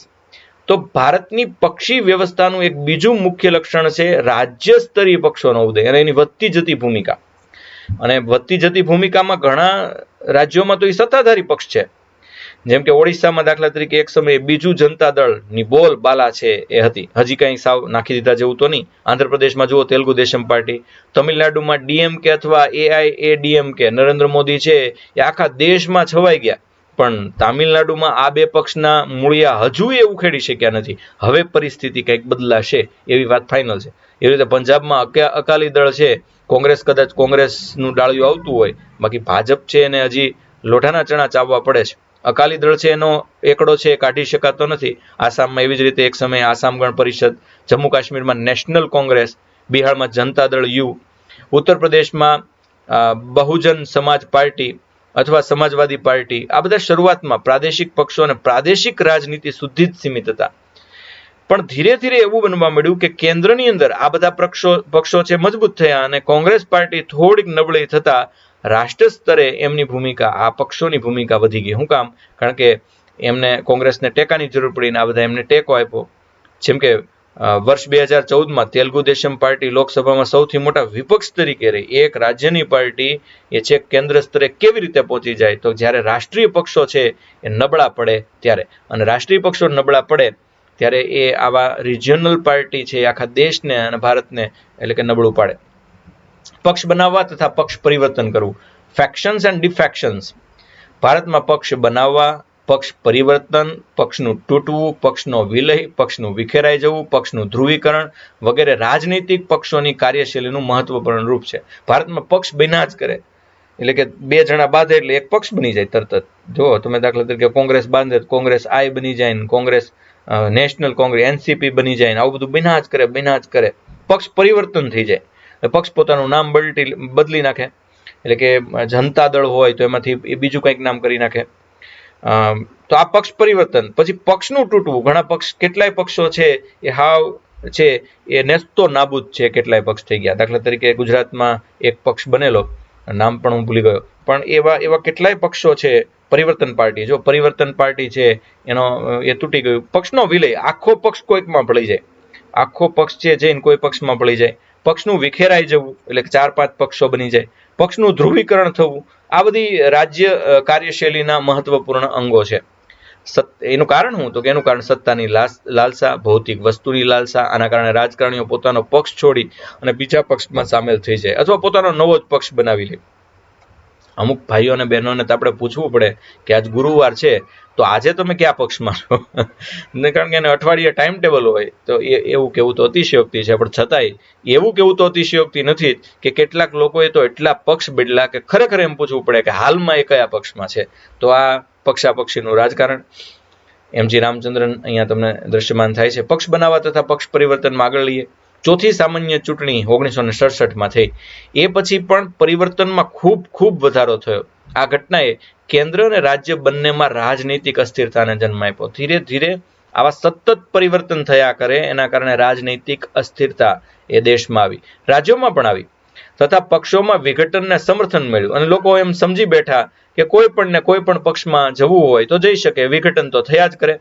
આથી જો 2 જનતા દળ, 2 તેલુગુ દેશમ પાર્ટી, 2 ડીએમકે, 2 સામ્યવાદી પક્ષ, 3 અકાલી દળ, 3 મુસ્લિમ લીગ, આ બધું છે બન્યા કર્યું અને દેશની પરિસ્થિતિ વણસતી ગઈ. આવા ફાંટા પડે એ દેશ માટે, દેશના રાજકારણ માટે, દેશની સમૃદ્ધિ માટે જોખમકારક છે, અને છતાં આવું બધું બન્યા કરે. બીજું, એક પ્રભાવશાળી વિપક્ષનો અભાવ આ દેશને સતત ડંખા કર્યો છે, સતત નડ્યા કર્યો છે. પ્રભાવશાળી વિપક્ષ જ નથી. જ્યારે કોંગ્રેસ શાસનમાં હતું ત્યારે કોઈ પ્રભાવશાળી ઇફેક્ટિવ વિપક્ષ હતો જ નહીં, એટલે ભાજપ પણ નહોતું.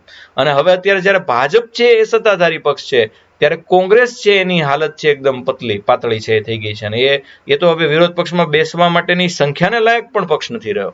તો આ ભારતને ખૂબ ખૂંચે છે. પ્રભાવશાળી વિપક્ષ છે એ તાનાશાહીને અટકાવે છે. ભારતમાં પ્રચલિત સંસદીય લોકતંત્રની સફળતા માટે પ્રભાવશાળી વિપક્ષ અત્યંત જરૂરી છે.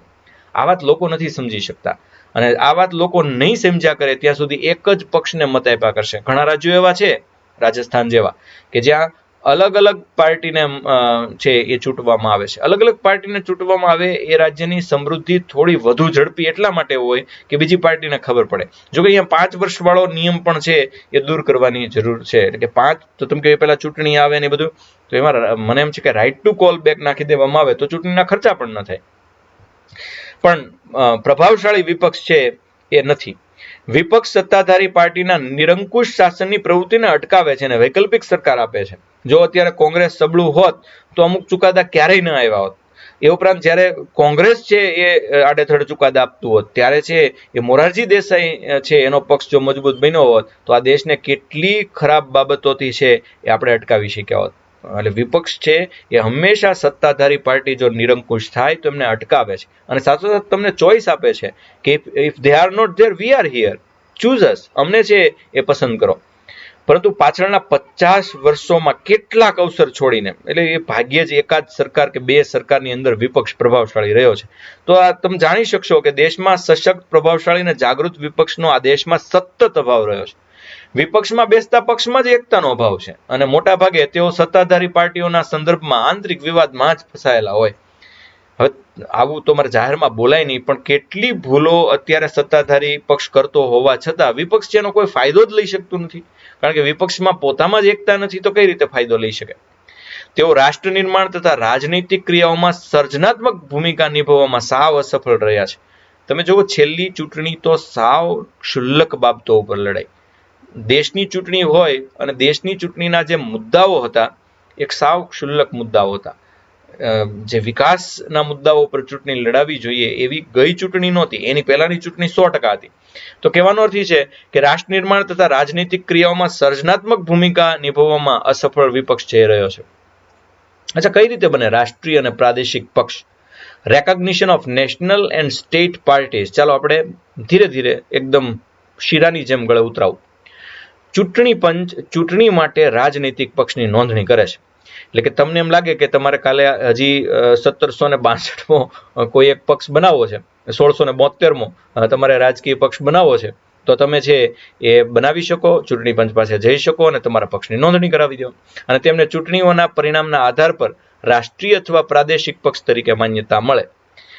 એ કેટલીક શરતો તમે પૂરી કરો તો તમે રાષ્ટ્રીય પક્ષ કહેવાઓ, અથવા એ ન પૂરી કરો તો રાજકીય એટલે કે પ્રાદેશિક પક્ષ કહેવાઓ, અને કંઈ પૂરું ન કરો, આવીને સીધા ઉડી જાઓ તો તમે રજિસ્ટર અમાન્ય પક્ષ તરીકે જાહેર તમને કરવામાં આવે. ચૂંટણી પંચ દ્વારા આપવામાં આવેલી માન્યતા પક્ષો માટે કેટલાક વિશેષાધિકારોનું નિર્ધારણ કરે છે. ચૂંટણી પંચ દ્વારા આપવામાં આવેલી માન્યતા એ ચૂંટણી પંચ માન્યતા આપે એટલે પક્ષ કેટલાક વિશેષાધિકાર છે એ ધારણ કરે. જેમ કે એક તો એને ચૂંટણી ચિહ્નનો અધિકાર છે, એટલે કે પક્ષને માન્યતા મળી ગઈ એટલે એને ચિહ્નને માન્યતા મળે. સરકાર દ્વારા સંચાલિત ટેલિવિઝન અને રેડિયો સ્ટેશનમાં રાજનૈતિક પ્રસારણ માટેનો અધિકાર અને મતદાર યાદીઓ મેળવવાનો અધિકાર, આટલો અધિકાર છે એ પક્ષને પ્રાપ્ત થઈ જાય. એનો વિશેષ અધિકાર છે, એટલે કે ચિહ્ન, ટેલિવિઝન અને રેડિયોમાં પોતાનું રાજનૈતિક પ્રસારણ, એ ઉપરાંત પોતાનો પ્રચાર અને પ્રસાર અને મતદાર યાદી મેળવવાનો અધિકાર, આ 3 અધિકાર એને પ્રાપ્ત થઈ જાય. દરેક રાષ્ટ્રીય પક્ષને એક ચૂંટણી ચિહ્ન આપવામાં આવે જે સંપૂર્ણ દેશમાં મોટાભાગે જે તે પક્ષ માટે જ અનામત હોય, બીજા કોઈ પક્ષને ન હોય. આ પ્રકારે દરેક પ્રાદેશિક પક્ષોને પણ એક ચૂંટણી ચિહ્ન આપવામાં આવે. રાષ્ટ્રીય પક્ષોને અને પ્રાદેશિક પક્ષને એક ચૂંટણી ચિહ્ન આપવામાં આવે છે. આ ચૂંટણી ચિહ્ન જે તે રાજ્યો અથવા જે તે રાજ્યોમાં જે તે પક્ષને માન્યતા પ્રાપ્ત છે તેમના માટે મોટા ભાગે અનામત હોય છે. હવે આપણે જોઈએ કે દરેક રાષ્ટ્રીય પક્ષને એક ચૂંટણી ચિહ્ન આપવામાં આવે છે જે સંપૂર્ણ દેશમાં મોટા ભાગે જે તે પક્ષ માટે જ અનામત હોય છે. ફરીવાર જોઈશું. રાષ્ટ્રીય પક્ષ જે આપણા છે એને આપણે એક ચૂંટણી ચિહ્ન આપીએ, જેમ કે કોંગ્રેસને આપણે આપ્યું પંજો, જેમ કે ભાજપને આપણે આપ્યું કમળ. તો સંપૂર્ણ દેશમાં મોટા ભાગે જે તે પક્ષ માટે જ અનામત હોય છે, બીજા કોઈને પછી પંજો કે કમળ ન મળે. આ પ્રકારે દરેક પ્રાદેશિક પક્ષને પણ આવું એક અનન્ય ચૂંટણી ચિહ્ન આપવામાં આવે છે. આ ચૂંટણી ચિહ્ન જે તે રાજ્યો અથવા જે તે રાજ્યોમાં જે તે પક્ષને માન્યતા પ્રાપ્ત છે તેમના માટે મોટા ભાગે અનામત હોય છે.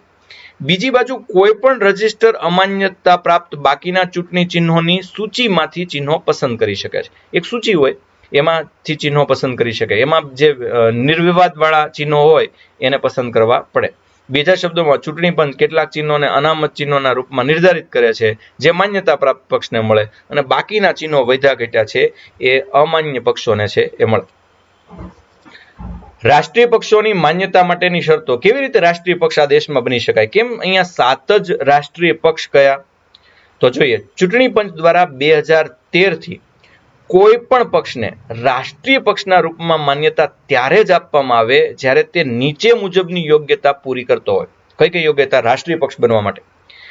તો પહેલા માનો કે પંજાબ, રાજસ્થાન અને ગુજરાત આ ત્રણેયમાં લોકસભાની ચૂંટણી છે એ છે, અથવા બધી લોકસભાની ચૂંટણી બધે છે, પણ 3 અલગ અલગ રાજ્યમાંથી જે લોકસભાની આપણી કુલ 543, આમ તો 545, પણ 543 સીટમાંથી એને 2% સીટ મળવી જોઈએ, એટલે 11 સીટ એ જીતવો જોઈએ. સમજો બરાબર. લોકસભાની ચૂંટણી એટલે નરેન્દ્ર મોદીની આ સરકાર પૂરી થઈ જાય પછી જે લોકસભાની ચૂંટણી થશે એમાં કોઈ પણ 3 અલગ અલગ રાજ્યમાંથી એને 11 સીટ મળવી જોઈએ. કઈ? લોકસભાની. ફરીવાર કહું, લોકસભાની 11 સીટ એટલે કે 2%, 543 ના 2% સીટ એને મળવી જરૂરી છે. એટલે કે 11 અલગ અલગ જગ્યાએથી બેઠક જીતી શકે. એ 11 કેમ ગણવાની? 11 કેમ ગણવાની? એક જગ્યાએથી 1 મળે છે, એક જગ્યાએથી 8 મળે છે, અને એક જગ્યાએથી 2 મળે છે, ચાલે ગમે તેમ. 2 સીટ એટલે કુલ 11 સીટ, પણ 3 અલગ અલગ રાજ્યોમાંથી. એક રાજ્યમાં 1 મળે, એક રાજ્યમાં 1 મળે, એક રાજ્યમાં 9 મળે તો પણ ચાલે. હવે લોકસભા અથવા વિધાનસભાની સામાન્ય ચૂંટણીમાં કુલ માન્ય મતના 6% મત તેમજ લોકસભાની 4 સીટ જીતવી જરૂરી છે. આ બીજી શરત. આપણી લોકસભા તેમજ વિધાનસભા એની સામાન્ય ચૂંટણી હોય, લોકસભા અને વિધાનસભાની સામાન્ય ચૂંટણીમાં કુલ માન્ય મત જેટલા છે, એટલે કે જે મત છે એના 6% મત એને મળવા જોઈએ, અથવા તેમજ લોકસભાની 4 સીટ પણ જીતવી ખૂબ જરૂરી છે. એટલે ક્યાં 4 સીટ જીતવી જરૂરી છે? લોકસભા અથવા વિધાનસભાની સામાન્ય ચૂંટણીમાં 6% મત અને 4 સીટ જીતવી જરૂરી છે. એટલે કે માનો કે ગુજરાત વિધાનસભાની ચૂંટણી હોય એમાં 4 સીટ જીતી લે તો ચાલે બિલકુલ. એ ઉપરાંત 4 કે તેથી વધુ રાજ્યોમાં પ્રાદેશિક પક્ષ તરીકે એ જાણીતો પક્ષ હોવો જોઈએ. 4 રાજ્યોમાં એનું અસ્તિત્વ હોવું જોઈએ પ્રાદેશિક પક્ષ તરીકે. તો 2016ની રૂએ 7 પક્ષો છે એ રાષ્ટ્રીય પક્ષની માન્યતા ધરાવે છે. ભારતીય રાષ્ટ્રીય કોંગ્રેસ INC, જેની સ્થાપના 1885માં થયેલી. ભારતીય સામ્યવાદી પક્ષ CPI, 1920માં એની સ્થાપના થયેલી. ભારતીય સામ્યવાદી પક્ષ માર્ક્સવાદી CPIM, એનો 1964માં સ્થાપના થઈ. ભારતીય જનતા પાર્ટી BJP, 1980માં સ્થાપના થઈ. બહુજન સમાજન પાર્ટી BSP, 1984માં સ્થાપના થઈ. ભારતીય તૃણમૂલ કોંગ્રેસ ઓલ ઇન્ડિયા તૃણમૂલ કોંગ્રેસ 1998માં, અને રાષ્ટ્રવાદી Congress party National Congress party જેની સ્થાપના 1999માં થઈ. આ પહેલી વાત કરી એ મેં રાષ્ટ્રીય પક્ષ બનવા માટેની 3 શરતો છે તમને કીધી. પહેલી શરત અહીંયા જુઓ, ફરી એકવાર જોઈ લો. પહેલી શરત, લોકસભાની 11 સીટ જીતવી પડે, અથવા નહીં, અને લોકસભા અથવા વિધાનસભાની ચૂંટણીમાં 6% મત મેળવીને 4 સીટ જીતવી પડે, અને 4 કે તેથી વધુ રાજ્યમાં પ્રાદેશિક પક્ષ તરીકે જાણીતા બનવું પડે. હવે જો પ્રાદેશિક પક્ષ બનવું હોય તો એના માટેની માન્યતા શું છે? Conditions for recognition as a regional parties. તો ચૂંટણી પંચે 2013માં એની પણ એક નીતિ નિયમની પુસ્તિકા ઘડી છે, અને એમાં લખ્યું છે કે કોઈ પણ પક્ષને પ્રાદેશિક પક્ષના માન્યતા ત્યારે જ આપવામાં આવે કે નીચેનામાંથી કોઈ એક યોગ્યતા પૂરી કરવાની છે. જો કોઈ પણ પક્ષ જે તે રાજ્યની વિધાનસભામાં સામાન્ય ચૂંટણીમાં કુલ માન્ય મતના 6% મત પ્રાપ્ત કરે તો તે રાજ્યમાં વિધાનસભાની 2 સીટ મેળવે. ગુજરાતની ચૂંટણી હોય એમાં એક નવો પક્ષ આવી અને 6% મત મેળવી જાય અને રાજ્યની 2 સીટો છે એ મેળવી જાય, તો 2 હોવું જોઈએ. 6% મતે મળવા જોઈએ, 2 સીટે મળવી જોઈએ. 6% મત મળે બધા હારે તો એનો કોઈ અર્થ નથી, પણ 6% મત ઉપરાંત 2 સીટ મળે તો એ કેવી પાર્ટી બની જશે? પ્રાદેશિક પાર્ટી, રાજકીય પાર્ટી. જો કોઈ પણ પક્ષ જે તે રાજ્યમાં થયેલી લોકસભાની સામાન્ય ચૂંટણીમાં તે રાજ્યના કુલ માન્ય મતોના 6% મત મેળવે, તેના સિવાય તે જ રાજ્યમાં લોકસભાની ઓછામાં ઓછી એક સીટ મેળવે. કોઈ એક પક્ષ છે એ રાજ્યમાં થયેલી લોકસભાની ચૂંટણીમાં એ રાજ્યના 6% મત મેળવે છે અને ઉપરાંત રાજ્યમાં લોકસભાની એક સીટ મેળવે. ઓલી વિધાનસભાની વાત હતી, આ રાજ્યસભાની વાત આવી. 6% મત વત્તા એક સીટ, ઓલામાં 6% મત વત્તા 2 સીટ. જો કોઈ પણ પક્ષ જે તે રાજ્યની વિધાનસભાની સામાન્ય ચૂંટણીમાં કુલ 3% સીટ અથવા કુલ સીટોમાંથી ઓછામાં ઓછી 3 સીટ પ્રાપ્ત કરેલ હોય તો એને પણ પ્રાદેશિક પક્ષ ગણાય. આમાંથી કોઈ પણ એક વસ્તુનું પાલન જ કરવાનું છે. જો કોઈ પણ પક્ષ લોકસભાની સામાન્ય ચૂંટણીમાં તે રાજ્યમાં દર 25 સીટમાંથી એક સીટ જીતે અથવા રાજ્ય માટે ફાળવવામાં આવેલી અપૂર્ણાંક સીટો છે એ જીતે તો પણ એ પ્રાદેશિક પક્ષ ગણાય. અહીંયા 4 માંથી કોઈ પણ એક શરતનું પાલન થતું હોય તો ચાલે. જો કોઈ પણ પક્ષ જે તે રાજ્યમાં લોકસભાની સામાન્ય ચૂંટણીમાં અથવા વિધાનસભાની સામાન્ય ચૂંટણીમાં કુલ મતોના 8% મત પ્રાપ્ત કરે, આમ તો 2011 થી આ એક નવી શરત અમલમાં, 2013માં નવી શરત અમલમાં આવી, પહેલાની આ જૂની શરત છે. સામાન્ય ચૂંટણીઓમાં રાજનૈતિક પક્ષોના ચૂંટણી પરિણામોના આધાર પર માન્યતા પ્રાપ્ત પક્ષોની સંખ્યા હંમેશા બદલતી રહે છે. રાષ્ટ્રીય પાર્ટીઓ અને પ્રાદેશિક પાર્ટીઓ અનુક્રમે અખિલ ભારતીય પક્ષ અને ક્ષેત્રીય પક્ષ એમ પણ ઓળખાય. એટલે આ જે 7 પાર્ટી કીધી એ અખિલ ભારતીય પક્ષ કહેવાય અને બાકીની ક્ષેત્રીય પક્ષ છે એ કહેવાય. યાદ રાખો, જનપ્રતિનિધિત્વ સંશોધન અધિનિયમ 1988 અંતર્ગત રાજકીય પક્ષોની નોંધણી માટે વિવિધ શરતોની જોગવાઈ કરેલ છે. એટલે સીધા તમે 5 જણાને લઈને જાઓ તો કઈ એમ રાજકીય પક્ષ ન બની જાય. તો આ કાયદો લાગુ થવાના સમયે કોઈ પક્ષ કે સંગઠન પક્ષ અસ્તિત્વમાં આવે તો તે તારીખથી 60 દિવસમાં નોંધણી માટે અરજી કરવી. તમારો પક્ષ અસ્તિત્વમાં આવે એ તારીખથી 60 દિવસ સુધી તમે અરજી કરી શકો છો. ત્યારબાદ જો આ કાયદાના અમલ પછી કોઈ સંગઠન કે પક્ષ અસ્તિત્વમાં આવે તો તે તારીખથી 30 દિવસની અંદર નોંધણી માટે, 1988 પહેલા 60 દિવસ હતું અને 1988 પછીનો પક્ષ હોય, 1988 પહેલાનો પક્ષ હોય તો 60 દિવસથી અને 1988 પછીનો પક્ષ હોય તો 30 દિવસની અંદર નોંધણી માટે અરજી કરવી. આમ તો 15 જૂન 1989 થી આ નિયમ અમલમાં છે. પક્ષાંતર વિરોધી ધારો, એન્ટી ડિફેક્શન લો, બહુ અગત્યનો. ભારતના બંધારણમાં 1985માં એક 52મો સુધારો કરવામાં આવ્યો અને એના અંતર્ગત અનુચ્છેદ 102માં ક્લોઝ 2 ઉમેરવામાં આવ્યો અને આ પક્ષાંતર વિરોધી ધારો છે. આ બંધારણીય સુધારા દ્વારા અનુચ્છેદ 101, 102, 190 અને 191માં ફેરફાર કરવામાં આવ્યો અને એક નવું પરિશિષ્ટ 10મું પરિશિષ્ટ ઉમેરવામાં આવ્યું. આ બંધારણીય સુધારા અનુસાર સંસદ અને રાજ્યોના વિધાન મંડળોમાં વર્તમાન સભ્યોને પક્ષાંતર માટે ગેરલાયક ઠેરવવાની જોગવાઈ કરવામાં આવી છે.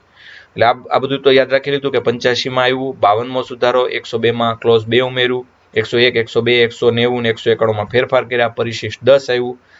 પણ હવે એમાં કોને પક્ષાંતર વાળો ગણાય? તો વર્ષ 2003માં 91માં બંધારણીય સુધારા દ્વારા 10મા પરિશિષ્ટમાં પક્ષના વિભાજન બદલ સભ્યને ગેરલાયક ન ઠેરવવાની જોગવાઈ દૂર કરવામાં આવી. જે અજુગતી જોગવાઈ હતી કે પક્ષનું વિભાજન થાય તો સભ્ય શું કામ ગેરલાયક નહીં ઠેરવવાનો? બધા સભ્યો છે એ લાયક થઈ જાય તો પક્ષ વિભાજન કર્યા જ કરે. એટલે 2003માં એ ફેરફાર કર્યો. એ પણ જોઈશું આપણે, 91મો સુધારો વિગતે જોઈશું. પણ પેલા અગત્યના તથ્યો જોઈએ. પક્ષાંતર વિરોધી કાયદો કોને લાગુ પડે? લોકસભાને હા, રાજ્યસભાને હા, વિધાનસભાને હા, વિધાન પરિષદને, અન્ય મોટા ભાગે સ્થાનિક ચૂંટણીઓમાં, તો એ સ્થાનિક ચૂંટણીમાં તમને ખબર છે કે અમુક જગ્યાએ લાગુ પડે, અમુક જગ્યાએ લાગુ પડતા નથી. સંસદ અને વિધાનમંડળમાં 3 પ્રકારના સભ્યો હોય. એક તો રાજકીય પક્ષના સભ્યો, અપક્ષ સભ્યો અને નિમણૂક પામેલા સભ્યો. રાજકીય પક્ષના સભ્યો એટલે કોંગ્રેસના સભ્યો અને ભાજપના સભ્યો. અપક્ષ સભ્યો એટલે કોઈ પક્ષમાંથી નથી લડાય. અને નિમણૂક પામેલા એટલે પેલા એંગ્લો ઇન્ડિયનને 12 રાષ્ટ્રપતિ નિમણૂક કરે એ. હવે ગૃહમાં રાજકીય પક્ષના સભ્યો હોય એવા સભ્યની ગેરલાયકાત. પહેલા વાત કરીએ છીએ કોંગ્રેસ, ભાજપ, આ બધા જે અકાલી દળ, એ બધા પક્ષો છે એની વાત કરીએ. તો એની ગેરલાયકાત હું, એક તો એ પોતે જ રાજકીય પક્ષનો ત્યાગ કરી દે. હું ભાજપને છોડું છું, હું કોંગ્રેસને છોડું છું, હું આ પક્ષને છોડું છું, તો એ હવે પક્ષના સભ્ય તરીકે ગેરલાયક ગણાય. પોતાનો રાજકીય પક્ષ એટલે કોંગ્રેસ હોય તો કોંગ્રેસના પક્ષ કે તેણે અધિકૃત કરેલ વ્યક્તિ એટલે કે જે વ્હીપ સચેતક હોય, સચેતક કે એમ પાર્ટીના સભ્યોએ કરવાનું છે, એ સત્તાધીશે આપેલા આદેશની વિરુદ્ધમાં કે તેમના કે તેઓ પૈકી કોઈની પણ અગાઉથી મેળવેલી પરવાનગી સિવાય ગૃહમાં મતદાન કરે કે મતદાનથી અળગો રહે તો તેનું આવું કૃત્ય છે એને 15 દિવસમાં જો પક્ષ ક્ષમ્ય ન ગણે તો છે એ વ્યક્તિ જાય. ફરીવાર સમજાવું. કોંગ્રેસ રાજકીય પક્ષ છે એને અધિકૃત કરેલો એક વ્હીપ હોય સચેતક, એ વ્હીપ કે એમ બધાએ કરવાનું હોય. વ્હીપ કે આજે આ ખાસ બિલ પસાર થવાનું બધા હાજર રહેજો, ને પછી જો કોઈ હાજર ન રહે તો એ પક્ષનો સભ્ય નહીં ગણાય, એ ગેરલાયકાત કહેવાશે. બીજું, પક્ષની પરવાનગી સિવાય મતદાન કરે અથવા અળગો રહે, પક્ષ કે મતદાન કરો અને ન કરે તો મને 15 દિવસમાં પક્ષ જો એને માફ ન કરી દે તો એ પક્ષમાંથી ગેરલાયક ગણાય. દાખલા તરીકે ભાજપા દ્વારા કોઈ બિલ સદનમાં મૂકવામાં આવે અને એનો વિરોધ વિપક્ષ કરતો હોય તેવા સંજોગોમાં વિપક્ષના કોઈ સભ્ય પોતાના પક્ષના આદેશની અવગણના કરી અને ભાજપની તરફેણમાં મતદાન કરે, આત્મઘાતી કોલ કહેવાય એને, તો એનું સભ્યપદ છે રદ થાય. કારણ કે એને લોકોએ કોંગ્રેસમાંથી ચૂંટ્યો છે અને ભાજપની તરફેણમાં કેવી રીતે મતદાન કરી શકે. એ ઉપરાંત રાજકીય પક્ષના સભ્યો ન હોય, અપક્ષ હોય, એની ગેરલાયકાત શું? તો કે ગૃહમાં બિનપક્ષી ધોરણે એટલે કે સ્વતંત્ર અથવા અપેક્ષ ઉમેદવાર તરીકે ચૂંટાયેલ સભ્ય ચૂંટણી પછી કોઈ પણ રાજકીય પક્ષમાં જોડાય એટલે તરત જ સભ્યપદ માટે ગેરલાયક બને. એટલે કે એને અપક્ષમાંથી હતો એટલે તો ચૂંટ્યો હતો, હવે ભાજપ કે કોંગ્રેસમાં જોડાય એટલે એનું સભ્યપદ રદ થાય. હવે નોમિનેટેડ છે એની ગેરલાયકાત શું? 12 અલગ અલગ કલામાંથી આવ્યા ને પેલો એંગ્લો ઇન્ડિયન ને એ બધા. હવે એંગ્લો ઇન્ડિયન તો જો કે રહ્યા નહીં. કોઈ ગૃહના નિમણૂક પામેલા સભ્ય પોતાની નિમણૂકના 6 માસ પછી જો કોઈ રાજકીય પક્ષ સાથે જોડાય તો તે એનું સભ્યપદ રદ થાય. એમાં શું કામ 6 માસ પછી શું કામ રદ થાય? જોડાય તો પહેલા જોડાય તો કેમ નહીં? એ મેં તમને બહુ વિગતવાર એક લેક્ચરમાં સમજાવી દીધું છે. ન સમજાવ હોય મને પર્સનલી પૂછીને સમજી લે. પક્ષનું વિભાજન, સ્પ્લિટ અપ ઓફ પાર્ટી. હવે માનો કે પક્ષનું વિભાજન થાય, ગૃહના સભ્યોના કોઈ રાજકીય પક્ષના વિભાજનના કારણે એ પક્ષમાં ઓછામાં ઓછા 1/3 સભ્યોના જૂથે સામૂહિક રીતે પક્ષનો ત્યાગ કર્યો હોય અથવા પક્ષના કે પક્ષે અધિકૃત કરેલ વ્યક્તિ કે સત્તાધિકારીના આદેશ વિરુદ્ધ તેમની પૂર્વ મંજૂરી વિના મતદાન કરેલો હોય કે મતદાનથી અળગા રહેલો હોય તો તેનાથી આવો કોઈ સભ્ય ગૃહના સભ્યપદ માટે ગેરલાયક બનતો નથી. બરાબર સમજો. ગૃહના સભ્યોના કોઈ એક રાજકીય પક્ષ, દાખલા તરીકે એક ફલાણા ઢીકડા પાર્ટી લઈ લઈ, એક ફલાણા પાર્ટી છે, એમાં વિભાજન થયું અને પક્ષના ઓછામાં ઓછા 1/3 સભ્યોએ સામૂહિક રીતે પક્ષનો ત્યાગ કર્યો. સમજાય છે? પક્ષમાં 9 સભ્યો હતા, આ તો પક્ષમાં 9 ની થોડુંક બિચારાને માન આપીએ, 90 સભ્યો પક્ષમાં હતા અને 90 માંથી 1/3 એટલે કે 30 સભ્યો સામૂહિક રીતે પક્ષનો ત્યાગ કરે અને પછી એની આ વિરુદ્ધમાં મતદાન કરે તો એ ગેરલાયક એટલા માટે નથી બનતા કારણ કે આમાં તો 1/3 વ્યક્તિ છે એ જતા રહ્યા, એક વ્યક્તિ નથી જતા રહ્યા. કોઈ પોતાના રાજકીય સ્વાર્થ માટે નથી જતું રહ્યું, પણ મોટા ભાગના મતભેદ ને મનભેદના કારણે જતા રહ્યા છે. અચ્છા, સ્પ્લિટ અપ એટલે શું? જો કોઈ રાજકીય પક્ષના ઓછામાં ઓછા 1/3 સભ્યો તેમના મૂળ રાજકીય પક્ષમાંથી છૂટા પડી જાય અને પછી નવો પક્ષ બનાવે તો તેને વિભાજન એટલે કે સ્પ્લિટ અપ કહેવાય. અને આવું વિભાજન છે એને ગેરલાયક એક સમયે નહોતું ગણવામાં આવતું. હવે વિલય એટલે શું? જો કોઈ રાજકીય પક્ષના 2/3 સભ્યો અલગ પડી અને બીજા કોઈ રાજપક્ષી સાથે જોડાઈ જાય તો એને મર્જર એટલે કે વિલય કહેવાય. હવે આ પણ બરાબર સમજીએ.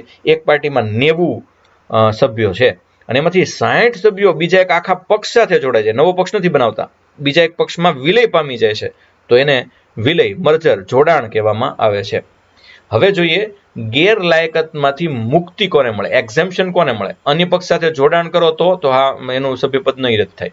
એટલે મર્જર થાય, 2/3 સભ્યો જતા રહ્યા છે તો એ સભ્યનું સભ્યપદ રદ નહીં થાય. તો ઓલા વૈધાયનું એનું પણ રદ નહીં થાય કારણ કે 1/3 છે. ગૃહના અધ્યક્ષ ઉપાધ્યક્ષ તરીકે ચૂંટાવું, ડિફેક્શન ફોર પ્રિસાઇડિંગ ઓફિસર.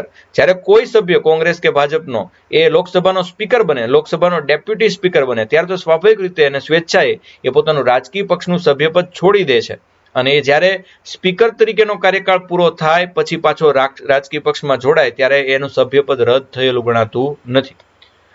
હવે જોઈએ નિર્ણય. ગેરલાયકાતનો નિર્ણય કોણ લે? આ પ્રશ્ન બહુ અટપટો હોય છે.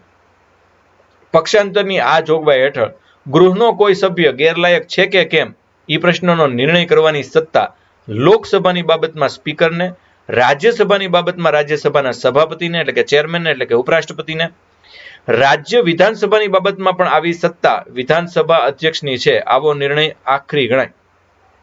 રાજ્ય વિધાનસભામાં તમે જાઓ તો એ વિધાનસભાના અધ્યક્ષનો નિર્ણય ગણાય. એટલે અહીંયા ગુજરાતની અંદર જે વિધાનસભા છે એના સ્પીકર નિર્ણય કરે, કેન્દ્રમાં લોકસભામાં લોકસભાના સ્પીકર નક્કી કરે અને રાજ્યસભામાં ઉપરાષ્ટ્રપતિ, જેને આપણે ઉપરાષ્ટ્રપતિ નહીં કહીએ, ચેરમેન કહેશું તો ચેરમેન નક્કી કરે. અચ્છા, હવે આવી ગેરલાયકાતનો પ્રશ્ન ગૃહના અધ્યક્ષની બાબતમાં ઉપસ્થિત થાય તો, એટલે મતલબ અધ્યક્ષ લાયક છે કે નહીં એવો પ્રશ્ન ઉપસ્થિત થાય તો તેનો નિર્ણય તે ગૃહે તે હેતુ માટે ચૂંટેલા તે ગૃહના સભ્યો દ્વારા કરવામાં આવશે અને તે નિર્ણય આખરી ગણાય. એટલે તે માટે છે ચોક્કસ ગૃહના સભ્યો છે નક્કી કર્યા હોય એ નિર્ણય લે એ નિર્ણય માન્ય ગણાય. આ પરિશિષ્ટ હેઠળ ગૃહના ગેરલાયકાત સાથે સંબંધિત કોઈ પણ બાબત અંગે અદાલતને હકુમત રહેતી નથી. અદાલત આમાં કાંઈ દખલગીરી કરી શકે નહીં. આ નિર્ણય અહીંયા જ તે લેવાય જાય ગેરલાયકાતનો. પક્ષાંતર વિરોધી જોગવાઈઓ માટે જરૂરી નિયમો ઘડવાની સત્તા રાજ્યસભામાં સભાપતિને અને લોકસભામાં અધ્યક્ષને આપી દીધી છે. પક્ષાંતર વિરોધી કાંઈ નિયમ ઘડવા હોય તો એ લોકસભામાં છે એ અધ્યક્ષને રાજ્યસભામાં સભાપતિ ઘડી શકશે, જ્યારે રાજ્યની બાબતમાં રાજ્ય વિધાનસભાના અધ્યક્ષ ઘડી શકશે. હવે ખાસ જોઈએ 91મો બંધારણીય સુધારો 2003માં આવ્યો અને આપણા 10મા પરિશિષ્ટમાં આપણે પક્ષના વિભાજન બદલ સભ્યને ગેરલાયક ન ઠેરવવાની જોગવાઈ દૂર કરી. જે મેં તમને પહેલા કીધું કે પક્ષમાં વિભાજન થાય તો સભ્ય ગેરલાયક ઠેરવી શકાય એની સંખ્યા ઓછી હોય તો. 91મા બંધારણીય સુધારા 2003 મુજબ મંત્રીમંડળનું કદ વધે નહીં તેમજ પક્ષ પલટા વિરોધી કાયદાને સશક્ત બનાવવા માટે નીચે પ્રમાણે જોગવાઈ કરી. હવે કેન્દ્રમાં વડાપ્રધાન સહિત મંત્રી પરિષદની સંખ્યા લોકસભાના કુલ સભ્ય સંખ્યાના 15% વધુ હોવી જોઈએ નહીં. આવું અનુચ્છેદ 75 દ્વારા આપણે પ્રતિપાદિત કર્યું. એટલે 545ના 15% વધુ નરેન્દ્ર મોદીની સરકાર છે એ કે કોઈ પણ સરકાર એ મંત્રી પરિષદ રાખી શકે નહીં. રાજ્યોમાં મુખ્યમંત્રી સહિત સંપૂર્ણ મંત્રી પરિષદની સંખ્યા વિધાનસભાના કુલ સભ્ય સંખ્યાના 15%થી વધુ હોવી જોઈએ નહીં. એટલે આપણે 182 સીટ છે તો 182ના 15% એનાથી વધારે છે એ મંત્રી પરિષદ હોઈ શકે નહીં. તેમજ મુખ્યમંત્રી સહિત સંપૂર્ણ મંત્રી પરિષદના કુલ સંખ્યા 12થી ઓછી હોવી જોઈએ નહીં, કારણ કે અમુક ખાતાઓ છે એ અમુકને સોંપવા જ પડે. એ અનુચ્છેદ 164 અંતર્ગત નક્કી કરવામાં આવ્યું. સંસદના કોઈ પણ ગૃહના કોઈ પણ રાજનૈતિક પક્ષનો કોઈ પણ સભ્ય પક્ષ પલટાના આધાર પર ગેરલાયક ઠરાવ્યો હોય તો એને કોઈ પણ મંત્રી પદ માટે એ ગેરલાયક ગણાય. એ મંત્રી કોઈ દી બની શકે નહીં અનુચ્છેદ 75 અંતર્ગત. રાજ્ય વિધાનમંડળ કોઈ પણ ગૃહના કોઈ પણ રાજનૈતિક પક્ષના કોઈ પણ સભ્યને પક્ષ પલટાના આધાર પર ગેરલાયક ઠેરવે તો એ ન્યા મંત્રી પદ ધારણ કરી શકે નહીં અનુચ્છેદ 164. પક્ષાંતર ધારા મુજબ ગેરલાયક ઠરેલ કોઈ પણ સભ્ય કોઈ પણ લાભના પદને ધારણ કરવા માટે ગેરલાયક ગણાશે. જ્યારે કોઈ પણ પક્ષના 1/3થી વધુ સભ્યો એક સાથે પક્ષ પલટો કરે તો એને પક્ષાંતર ધારો લાગુ પડતો નથી. ઈ સભ્ય ગેરલાયક ઠરશે નહીં. બાકી વિભાજન થાય ને ગેરલાયક ન ઠરે એવું હવે નથી. હોદ્દો ધારણ કરે ત્યાં સુધી પક્ષનો સભ્ય તરીકે રહેશે નહીં. આ સંજોગોમાં બનતા નથી. તેથી પક્ષાંતર વિરોધી જોગવાઈ તેમને લાગુ પડતી નથી. શું કામ? કારણ કે 1/3 ગયા છે. સંસદીય લોકશાહીની પ્રણાલિકા પ્રમાણે રાજ્યસભાના સભાપતિ, ઉપસભાપતિ, લોકસભાના અધ્યક્ષ, ઉપાધ્યક્ષ એ તો પક્ષી રાજકારણથી દૂર હોય એ જ વ્યાજબી છે, એ તટસ્થ જ હોય. અને એટલા માટે એ જ્યારે આવા હોદ્દા ઉપર ચૂંટાઈ આવે ત્યાં સુધી પક્ષના સભ્ય નથી અને પાછા એનું કામ પૂરું થાય પછી પક્ષ છે એમાંથી એ ગયેલા ગણાતા નથી. આ સંજોગોમાં પક્ષ ત્યાગના કારણે તેઓ ગેરલાયકાત માટે જવાબદાર બનતા નથી. એટલે એમને પક્ષાંતર ધારો લાગુ પડે નહીં, કારણ કે એમને તો તટસ્થ બનવું જ પડે છે. તો આ છે એ આજનો આપણો સમગ્ર લેક્ચર છે એ હતો. હવે પછી આ બાદ હવે આપણે આગળનું કામ છે એ શરૂ કરીએ અને આગળના કામમાં આપણે સૌથી પહેલા છે એ જ્ઞાન ગોષ્ઠીના પ્રશ્નો છે એ હેમીબેને સરસ રીતે લખીને મોકલ્યા છે એ આપણે સૌથી પહેલા છે એ જોઈ લઈએ. જ્ઞાન ગોષ્ઠીના પ્રશ્ન બાદ એ તમને હું અનુચ્છેદ છે એ કેટલાક યાદ છે એ રખાવું. આજે આપણે 13 અનુચ્છેદ છે યાદ રાખવાના છે. એ પહેલા જે હેમીબેને મને જ્ઞાન ગોષ્ઠીના સવાલ મોકલ્યા છે એ આપણે જોઈ લઈએ.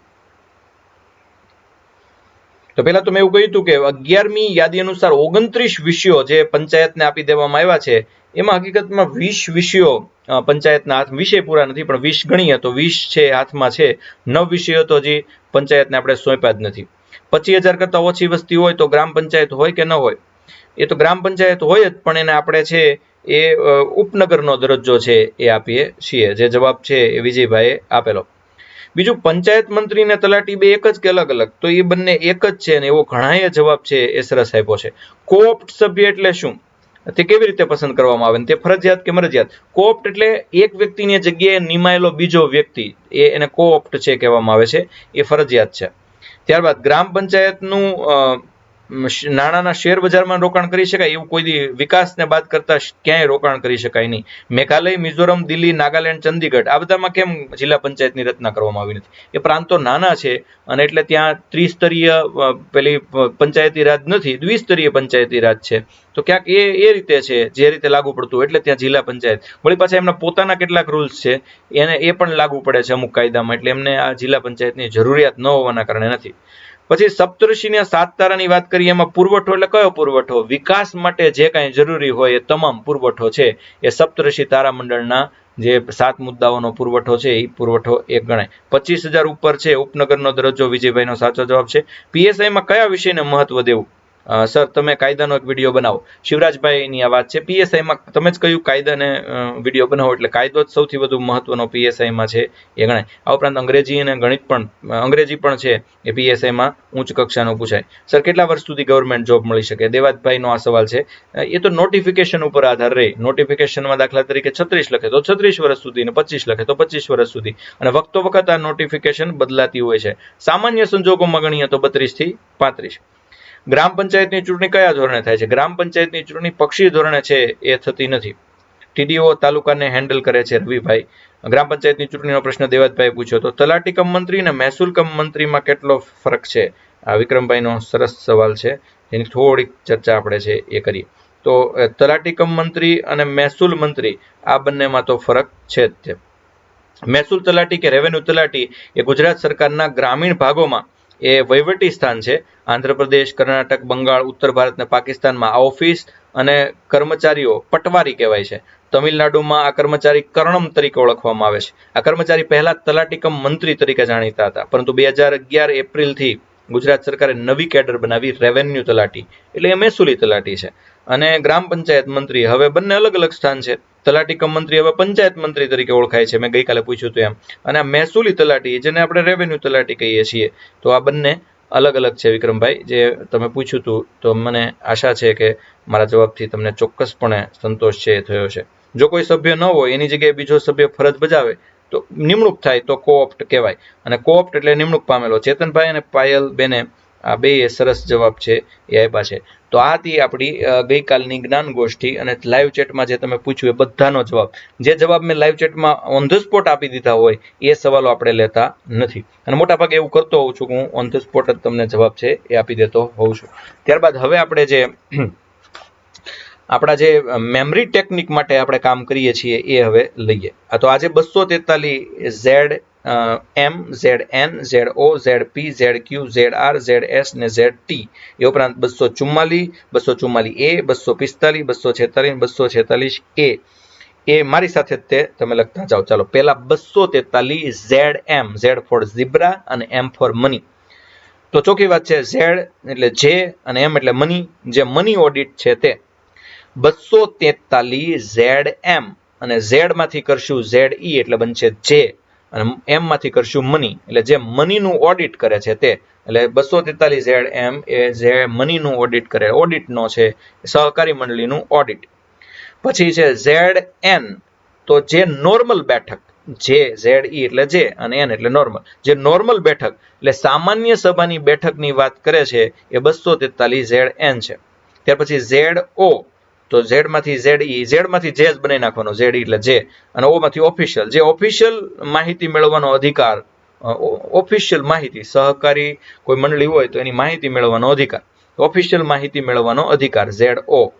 ત્યારબાદ ઝેડ પી, ઝેડ પી એટલે જે પિષ્ટ પેષણ વાળો છે. પિષ્ટ પેષણ એટલે શું? તો કે વિવરણ, જે નાની નાની બાબતો કહે છે. તો ઝેડ પી એટલે પિષ્ટ પેષણ એટલે નાની નાની બાબતનું વિવરણ. ત્યારબાદ ઝેડ ક્યુ, તો જે કાતિલ ક્રાઇમ કરે છે, તો ગુનાઓ, સહકારી મંડળીના ગુનાઓ અને એની સજાઓ, શિક્ષાઓ, ઝેડ ક્યુ. કાતિલ ગુના, કાતિલ ક્રાઇમ, જે કાતિલ ક્રાઇમ વિશે દર્શાવે છે. ત્યારબાદ ઝેડ આર, તો જે રાજ્ય બહુ સહકારી મંડળી એટલે બહુ રાજ્ય સહકારી મંડળી, એક કરતા વધુ રાજ્યમાં ફેલાયેલી સહકારી મંડળીની વાત છે. તો ઝેડ આર, આર એટલે રાજ્ય, અને રાજ્યમાંથી યાદ રાખવાનું છે બહુ રાજ્ય, તો જે બહુ રાજ્યમાં ફેલાયેલી છે એ સહકારી મંડળી. ત્યારબાદ ઝેડ એસ, તો જે શાસિત પ્રદેશ એટલે કેન્દ્ર શાસિત પ્રદેશમાં છે એવી સહકારી મંડળી, કેન્દ્ર શાસિત પ્રદેશની સહકારી મંડળી. ત્યારબાદ ઝેડ ટી, તો જે તાત્કાલિક લાગુ કાયદા એટલે વર્તમાનમાં લાગુ કાયદા ચાલુ રાખવા બાબત, તાત્કાલિક એટલે વર્તમાન, તો ઝેડ ટી જે તાત્કાલિક ચાલુ રાખવાના કાયદા એટલે વર્તમાનમાં જે કાયદા ચાલુ છે એને ચાલુ રાખવા બાબત. ફરીવાર જોઈ લઈ, 243 Z M money audit, Z N normal બેઠક, સામાન્ય સભાની બેઠક, ઝેડ ઓફિશિયલ માહિતી મેળવવાનો અધિકાર, ઝેડ પી પિષ્ટ પેષણ વિવરણ, ઝેડ ક્યુ કાતિલ ક્રાઇમ ગુના અને સજા, ઝેડ આર રાજ્ય એટલે બહુ રાજ્ય સહકારી મંડળી, ઝેડ એસ તો શાસિત પ્રદેશ, કેન્દ્ર શાસિત પ્રદેશની સહકારી મંડળીને ZT એટલે તાત્કાલિક વર્તમાનમાં હોય એ કાયદા ચાલુ રાખવા બાબત. ત્યારબાદ જોઈએ આગળ 244 તો NRR નો રેગ્યુલર રિકમેન્ડેશન. નો રેગ્યુલર રિકમેન્ડેશન એટલે રેગ્યુલર રિકમેન્ડેશનમાં નથી આવતા. તો SC/ST માટે અલગ પ્રકારની જોગવાઈઓ. SC/ST માટે સાવ અલગ પ્રકારની જોગવાઈ એટલે NRR. N એટલે 2 અને R એટલે 4, 244. RR એટલે 4. પછી હવે જોઈએ NRRA એટલે ઉપરના જ લોકો SC/ST માટે, પણ આસામ રાજ્યના, કારણ કે A ફોર આસામ. તો NRR આસામ માટે અલગ જ સ્વાયત્ત રાજ્યની રચના. પછી 246A તો 2 માટે ધારીએ N, 4 માટે ધારીએ R, 6 માટે J અને NRJA. તો 246A એટલે શું થશે? NRJA. તો આ 246 ની કલમ આપણે છે યાદ રાખશું. હવે ત્યાર પછી જોઈએ NRJA એટલે શું? તો કે જે રાજ્યો NRJ માંથી શું બનશે? N માંથી 2, R માંથી 4, J માંથી 6. એટલે 246A જે રાજ્યો પોતાની અનુકૂળતા પ્રમાણે 246A પહેલા આપણે યાદ રાખેલી, 244 આપણે યાદ રાખી, 244 244A યાદ રાખી. હવે પહેલા યાદ રાખીએ છીએ આપણે 243 બધી પૂરી થઈ, પછી 244 એટલે NRR, 244A એટલે NRRA. હવે પછી યાદ રાખીએ 245 NRL, પહેલા યાદ રાખેલી. NRL એટલે નેશનલ રાજ્ય લો, એટલે રાષ્ટ્રીય એટલે સંસદ અને રાજ્ય આ બેનો કાયદો, સંસદ અને રાજ્ય વિધાન મંડળ દ્વારા બનાવેલા કાયદાનો વ્યાપ.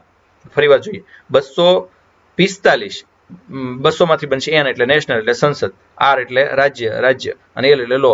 સંસદ અને રાજ્ય દ્વારા કાયદા બનાવ્યા એનો વ્યાપ એટલે એ 245 થઈ. હવે 246 ઉપર આવી NRSH. N એટલે 2, R એટલે 4 અને SH એટલે 6 એટલે 246. તો NRSH ઉપરથી શું બનશે? નેશનલ અને રાજ્યની SH એટલે સમીક્ષા, એટલે રાજ્ય અને કેન્દ્ર એટલે કે સંસદ દ્વારા બનાવેલા કાયદાઓની સમીક્ષા, વિષય વસ્તુ, બે સમીક્ષા અને વિષય વસ્તુ. હવે NRJA 246A હવે યાદ રાખીએ. NRJA એટલે નેશનલ ના કાયદા બરોબર છે, પણ રાજ્ય RJ ને જે અનુકૂળ હોય, N એટલે નેશનલ ના કાયદા તો બરોબર છે, પણ રાજ્યને જે અનુકૂળ હોય તે GST અંગેનો કાયદો બનાવે. તો GST અંગે રાજ્યને અનુકૂળ હોય તેવો કાયદો બનાવવાની સત્તા. તો આ હતું 246A સુધીનું 13 પેલાનું આખું માળખું. ત્યારબાદ હવે જે આપણે સવાલ છે એ જોવાના છે, એ તમને બધાને ખબર છે કે આપણે તમારે જવાબ આપવાના છે અને મારે સવાલ પૂછવાના છે. એટલે એ હું તમને 10 જેટલા સવાલ છે એ સરસ રીતે પૂછી લઉં અને આજના લેક્ચરનું સરસ મજાનું આપણે પુનરાવર્તન છે એ કરી શકીએ. તો પુનરાવર્તન માટે છે એ આપણે 3 ચેપ્ટર આજ લીધા છે નગરપાલિકા. ચાલો, પહેલો મારો પ્રશ્ન અને સહેલો પ્રશ્ન. કઈ સાલમાં લોર્ડ રિપન દ્વારા પંચાયતી રાજ માટે એક આદેશ પસાર કરવામાં આવ્યો જેને પંચાયતી રાજનો મેગ્ના કાર્ટા કહેવામાં આવ્યો? મને સાલ જોઈએ છે. કઈ સાલમાં રિપન દ્વારા પંચાયતી રાજ માટે એક આદેશ પસાર કરવામાં આવ્યો જેને પંચાયતી રાજનો મેગ્ના કાર્ટા કહેવામાં આવે છે? તમારે મને સાલ કહેવાની છે. કઈ સાલ?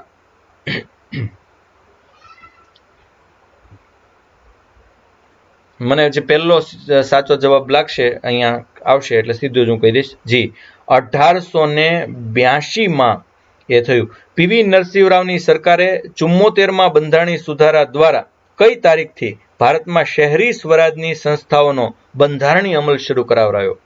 કઈ તારીખ? તમારે એમાં પહેલા તારીખ, મહિનો અને સાલ ત્રણેય કહેવાનું છે. 74મો સુધારો થયો, બંધારણીય સુધારો કઈ તારીખથી ભારતમાં શહેરી સ્વરાજ્યની સંસ્થાનો બંધારણીય અમલ છે એ શરૂ થયો?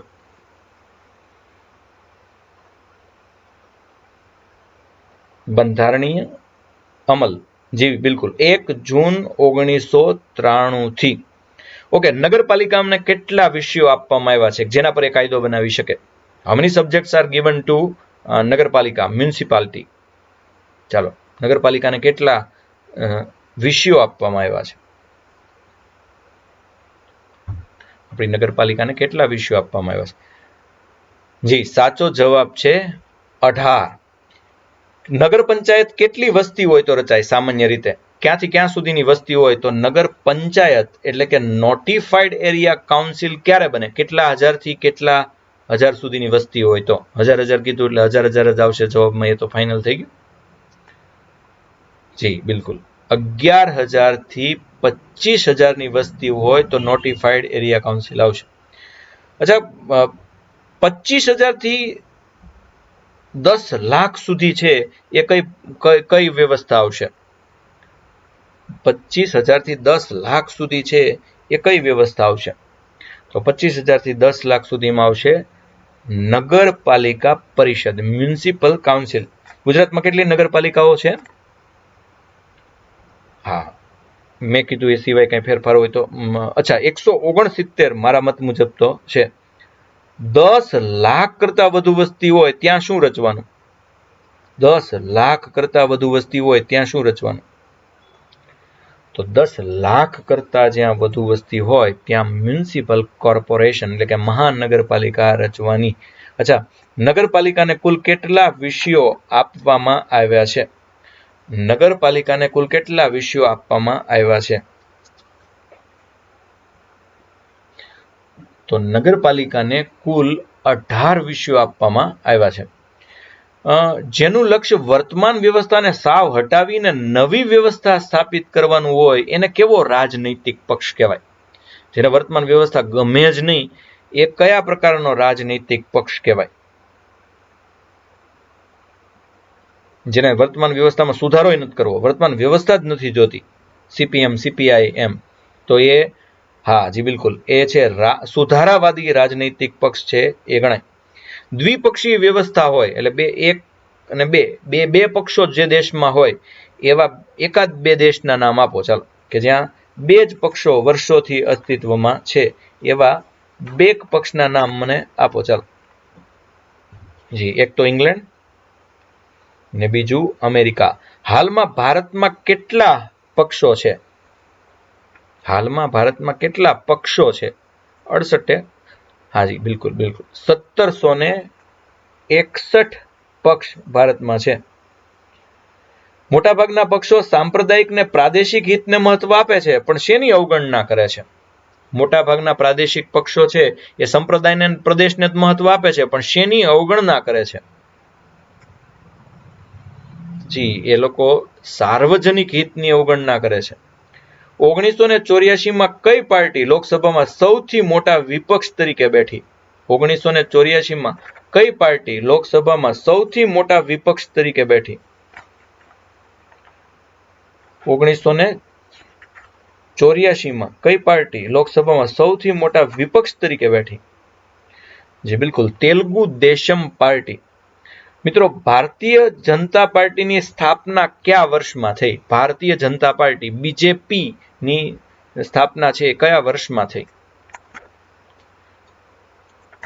જી બિલકુલ, 1980માં ભારતીય જનતા પાર્ટીની સ્થાપના થઈ. જનપ્રતિનિધિત્વ સંશોધન અધિનિયમ અંતર્ગત રાજકીય પક્ષોની નોંધણી માટે વિવિધ શરતોની જોગવાઈ કરેલ છે.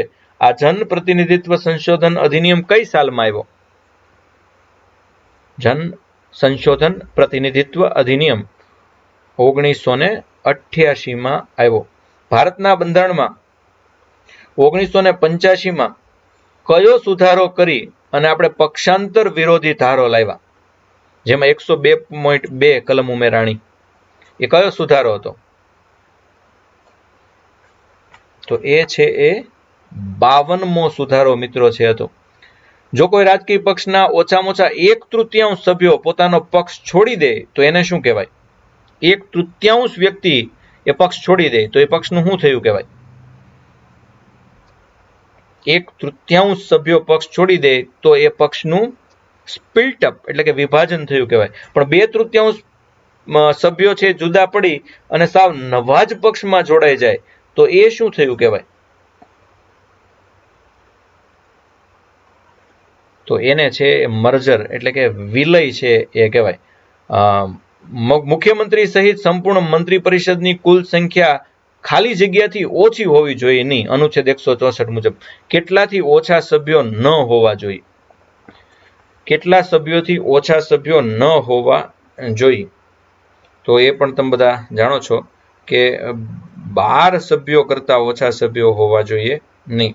ત્યારબાદ હેમીબેન ડુવા દ્વારા હોમવર્કના પ્રશ્નો ઘણા સમય બાદ 16, 17, 18 એ હોમવર્કમાં હતા. આજે છે એ 19, 20, 21 હોમવર્કમાં છે અને કોમેન્ટ બોક્સમાં હું હમણાં 19, 20, 21 આ ત્રણેયની લિંક મૂકી દઉં છું. ચાલો, ગોવાને ભારતના મોઢા પરનું ખીલ કોણે કહ્યું હતું? ગોવાને ભારતના મોઢા પરનો દાગ ખીલ કોણે કહ્યું હતું? હેમીબેન ડુવા દ્વારા દરરોજ છે એ આપણને પ્રશ્નોની નોંધ એને જી બિલકુલ ઓકે. ગોવાને ભારતના મોઢા પરનું ખીલ કોણે કહ્યું? તો રામ મનોહર લોહિયાએ છે એ આવું કહ્યું. આસામમાંથી કયા 2 વિસ્તારો અલગ કરીને નાગાલેન્ડ બનાવવામાં આવ્યું? આસામમાંથી આ પ્રશ્નો 16, 17, 18 વિડીયોના છે. 16 નંબર, 17 નંબર, 18 નંબર. આજે તમારે લેશન કરવાનું છે 19, 20, 21. લેશન કરીને તમારે મને છે એ મોકલવાનું છે. તમારી આઈક્યુ ટેસ્ટ છે એ હવે ક્યારે રાખવી એ પ્રશ્ન, કારણ કે આજે 2 લેક્ચર તો ઓલરેડી મારા હતા અને 2 લેક્ચર છે એ જામનગર, એટલે મતલબ 4 લેક્ચર આખા દિવસના થયા, એટલે આઈક્યુ ટેસ્ટ છે આપણે આજે મુલતવી રાખ્યું. પણ બહુ ઈચ્છા છે કે આઈક્યુ ટેસ્ટ લેવાય. હવે ક્યારે એ આપણે નક્કી કરવાનું, કાલ રાત્રે, કાલે બપોરે, પણ આજ રવિવાર હતો તો વધુ લાભ મળત. ખેર, આવતા રવિવારે કે જે કહીએ ત્યારે ગોઠવીશું. આસામમાંથી નાગાહિલ અને તુત્સંગ એ 2 છે જુદા પડી. ઉત્તર પ્રદેશનું નામ 1950 પહેલા શું હતું? What was the name of UP before 1950? 1950 પહેલા ઉત્તર પ્રદેશનું નામ શું હતું? તો 1950 પહેલા ઉત્તર પ્રદેશનું નામ યુનાઇટેડ પ્રોવિન્સી છે એ હતું. 26મી જાન્યુઆરી 1950 પછી પરત આવેલા લોકોને કયા ધારા હેઠળ નાગરિકતા મળે? 26મી જાન્યુઆરી 1950 પછી ભારત ગણતંત્ર થઈ ગયા પછી ભારતમાં આવે એને કયા ધારા હેઠળ એ ભારતીય નાગરિકતા મળે છે?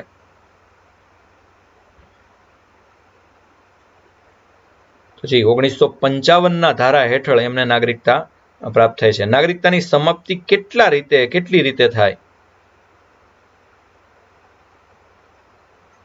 નાગરિકતાની સમાપ્તિ બિલકુલ તરત જ એ જવાબ બધાનો આવવા મળ્યો. નાગરિકતાની સમાપ્તિ ભારતમાં છે એ 3 રીતે છે એ થાય છે. તો આ હતા આજના સવાલ જવાબ. હવે પછી આપણે 3 લેક્ચર ગોઠવવા કે કેમ એ પણ આપણે વિચારીશું. પણ તમે બધા છે અમારી સાથે બન્યા રહેજો. આ રીતે બંધારણ પૂરું થવાની લગભગ કગાર ઉપર 5-6 લેક્ચર હવે બાકી રહ્યા છે અને એ પછી આપણે શું કરવું એ વિચારીશું. પણ પહેલાં તો મને 5 દિવસનું તમારે વેકેશન આપવું પડશે. અલબત્ત ત્યારે યોજનાઓ કદાચ શરૂ રહેશે પણ મારે આરામની જરૂર, એટલે 5 દિવસનો કદાચ આરામ લઈશ. જો શક્ય છે તો એટલો બધો નહીં લઉં, કારણ કે હું પાછો 1 દિવસના આરામથી કંટાળી જઈશ. પણ જોઈએ હવે શું કરવું આગળ. બધાનું એક લેક્ચર, છેલ્લો લેક્ચર છે બંધારણમાં, આપણે આનંદ પ્રમોદનો લેશું કે આપણે શું શીખ્યા અને કેમ શીખવાનું. ઓકે, ચાલો તો બધાનો ખૂબ ખૂબ આભાર. જય ભારત, જય સંવિધાન.